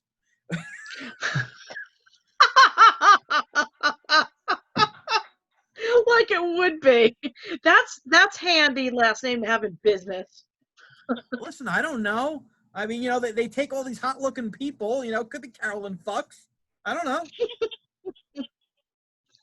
She goes, fuck you, Davin, and smiles. You're such a clown.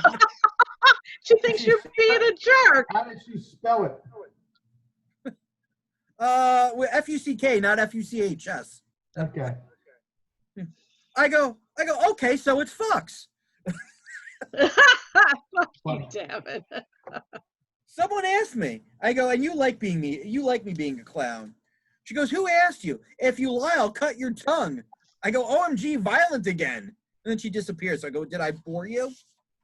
All right, I guess we'll do a little bit more, right? Yeah, we have a little bit more. A little bit more. Because it's a long day, but we're not going to get through the whole day. But it's a long That's one. okay. September 25th. I go, since we were dating, now the last thing we say to each other shouldn't be threats of violence. Or I could say, I'm going to punch you in the tit. I prefer sweet dreams or something like that, but we can do it your way. You missed your calling writing Hallmark cards. I know. Well, actually, I wish you wouldn't talk about it on the air. Ever since I told you that was Mr. Helix's goodnight sweetnesses to me, I wish you wouldn't tell everybody. No. Hey, you know what? I'm going to punch you in the tit. Yeah, good night to you, too. Everything's source material. What do you want me to tell you? She goes, like that. I go, we can do it your way. Since you will see this in the morning, I'd like to wish you a wonderful day, and you should know someone in America is thinking of you. Aww. That's sweet. It is. And she writes, baby, my love, and 3 hearts. Oh. I go, this is so much nicer than I'll cut your tongue, LOL. How I should hope so. I go, I feel like being with you will be exciting. Maybe a bit scary too. She goes, I'm good, baby. Yeah, I also feel the same. I go, I am glad. So I think we're a couple now, kids. I think you are. So Joe said it would never happen, but here it is. There it is. Daryline. Yeah, it just seems very weird where maybe like it's a new, like a business scam, but maybe she's going back to her traditional scamming plan. you know, where Yeah. it was planning on being romantic, but at a slower pace than it usually is. Well, no, the I ju- initial was the 4X. The initial was the 4X, but I didn't bite on that right away. So Yeah, it just seems very odd to me that in a well, everything with this is odd, but it just seems very odd where a girl wants to be just friends. Rarely does it ever get romantic when they're that adamant about being friends. well, the girls who meet fake Davin can't just stay friends. I She goes, have any of these bitches stayed in the friend zone? No. No. She goes, it's an experience I'm willing to undertake, boo. I go, I'm glad. Weird how life works. She goes, and please start texting with a lot of emojis. I go, I will find an eggplant post haste. Nice. She's gonna be like, you dick. Yes. And then I sent her a bunch of emojis. I go, is that good, my lady? I go, most women ask for flowers. My girl asked for emojis, LOL. She goes, that's what I can get from here. I just enjoy texting with emojis. I also love flowers. I go, when I get to see you, I'll bring you flowers and whatever else you like. Have you ever had a transcontinental relationship? I'll have to get used to you leaving in mid-conversation. Just don't do that in person. Then I will start looking for you like you are a misplaced purse, and I am told that is very stressful. It is. I'm gonna look for you like a misplaced purse. Well, Yeah, you know how it that is. feels. It's a good threat if you want to threaten somebody. Don't fuck with me, man, because I'll look for you like a misplaced purse. And then they'll look at you like, what? Yeah, what? She goes, haha, I'm sorry. I just had to leave my phone for a moment.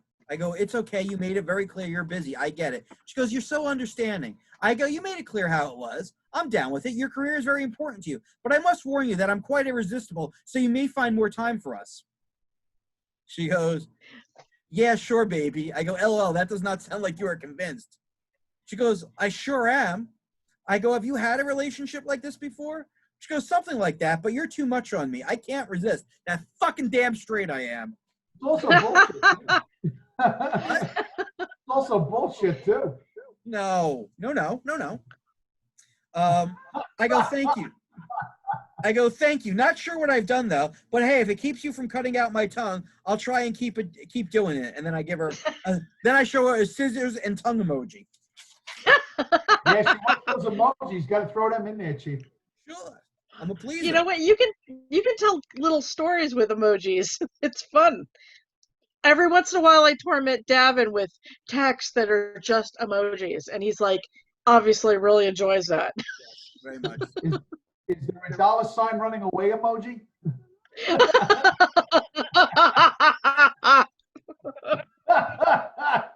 So cynical. So cynical.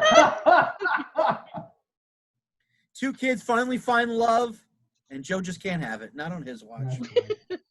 She goes, thanks for the pair of scissors. I go, I'll regret that. She goes, I'll keep it for you anytime you fuck up. Damn, Mrs. Bobbitt, you're scaring me. Seriously. I go, so I can look forward to a relationship of abuse. Shit, girl, you better at least buy me nice things. Yeah. I go, can we trade the scissors? And I give her scissor emojis for whips. She goes, nope, you ain't going to fuck me and using those stuffs, so I'll keep the scissors instead. Now she's talking to you like a wife. Yeah. Yeah. Boy, did that relationship escalated quickly. Well, certainly. Surprised she didn't tell you to take out the trash. And she doesn't give a shit if it's raining out either.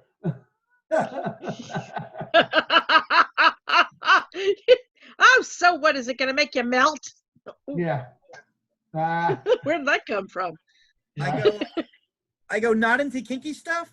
You do realize you might miss my tongue emoji if you scissor emoji it out. Right. Then I say have a great meeting, babe. Because like she wasn't responding. And then again, she's not responding. I go, hey, beautiful, how'd your meeting go? This is later on in the day. She goes, it was awesome, sweetie. I go, good. What was it about? I'm in a meeting now. She goes, it was about tax clearance, all figures and charts. It was like an audit. We passed with outstanding results. What's your own meeting? I go, that's great. I've dealt with so many people that got screwed with tax clearances. And, Oh, boy, howdy. oh my God, how many times have we dealt with that shit? Yeah. So many. Oh, I for a while I thought, when we were playing the game, what words did Aunt Jackson use? I should have used tax clearance or fee. I did use fees. Please, me. Me. I'm glad you were good. I'm glad you were good to go. My meeting was with my social media guy. With Adam. I suck at it, but if you notice, I am posting a lot more stuff. That is him telling me to do it and creating things. For someone in show business, I really hate my face being every place. Right? Weird, right? And that's real. That's true. Yeah, I feel you. So I go, so this means GoFX Invest can really take things and grow? She goes, yeah, it's kind of weird. You're always in front of crowds, so you just have to go with it. I go, stage is one place. I am comfortable. She goes, yeah, we can really grow. We're having two conversations at once. She goes, yeah, we can really grow. She goes, I'm looking forward to a German expansion. Never good for Jews to hear. You trying to scare me with the scissors again?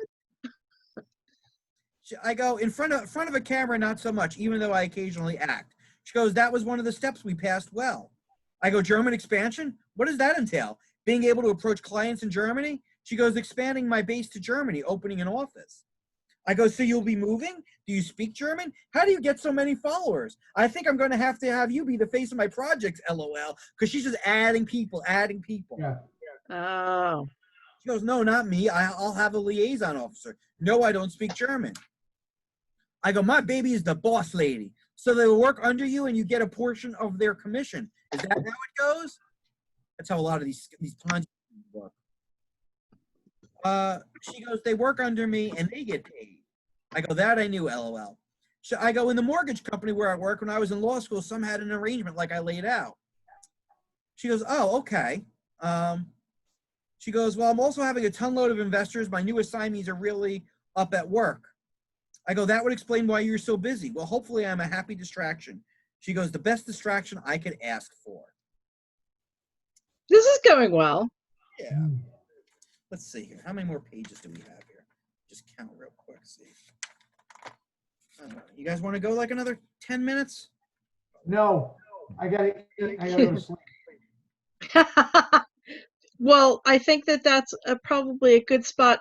They're playing nice. It's a good spot to end. Yeah. Yeah. So she says I'm the best distraction she could ask for. So what do you guys think? I think it's going swimmingly. I'm going to wait for the save the date card. It's nice I'm when we waiting have for weeks the- like this. I'm waiting for her to go to the business pitch. Really? Yeah. Oh, you think that the two of them should go into business? Yeah. No, her getting back to this to the Forex. Oh, You know, Joe, we're booed up and you just can't be happy for us. You're such a fucking That's prick. right. Such a prick. I'm excited about the new romance. Thank you. Thank you. Somebody. Daryline, Caroline. Kevin. I don't know. You're happy when fake love blooms, and I appreciate that. Joe can't even be fakely happy. It's fucking annoying. Well, it's really great when I watch my soaps here and we have villains, but it's also nice to have the romantic subplot line. Yeah, I feel good. I feel good about us. It's gonna work out. It's gonna work out. Yeah, we'll see. Gonna work out real well.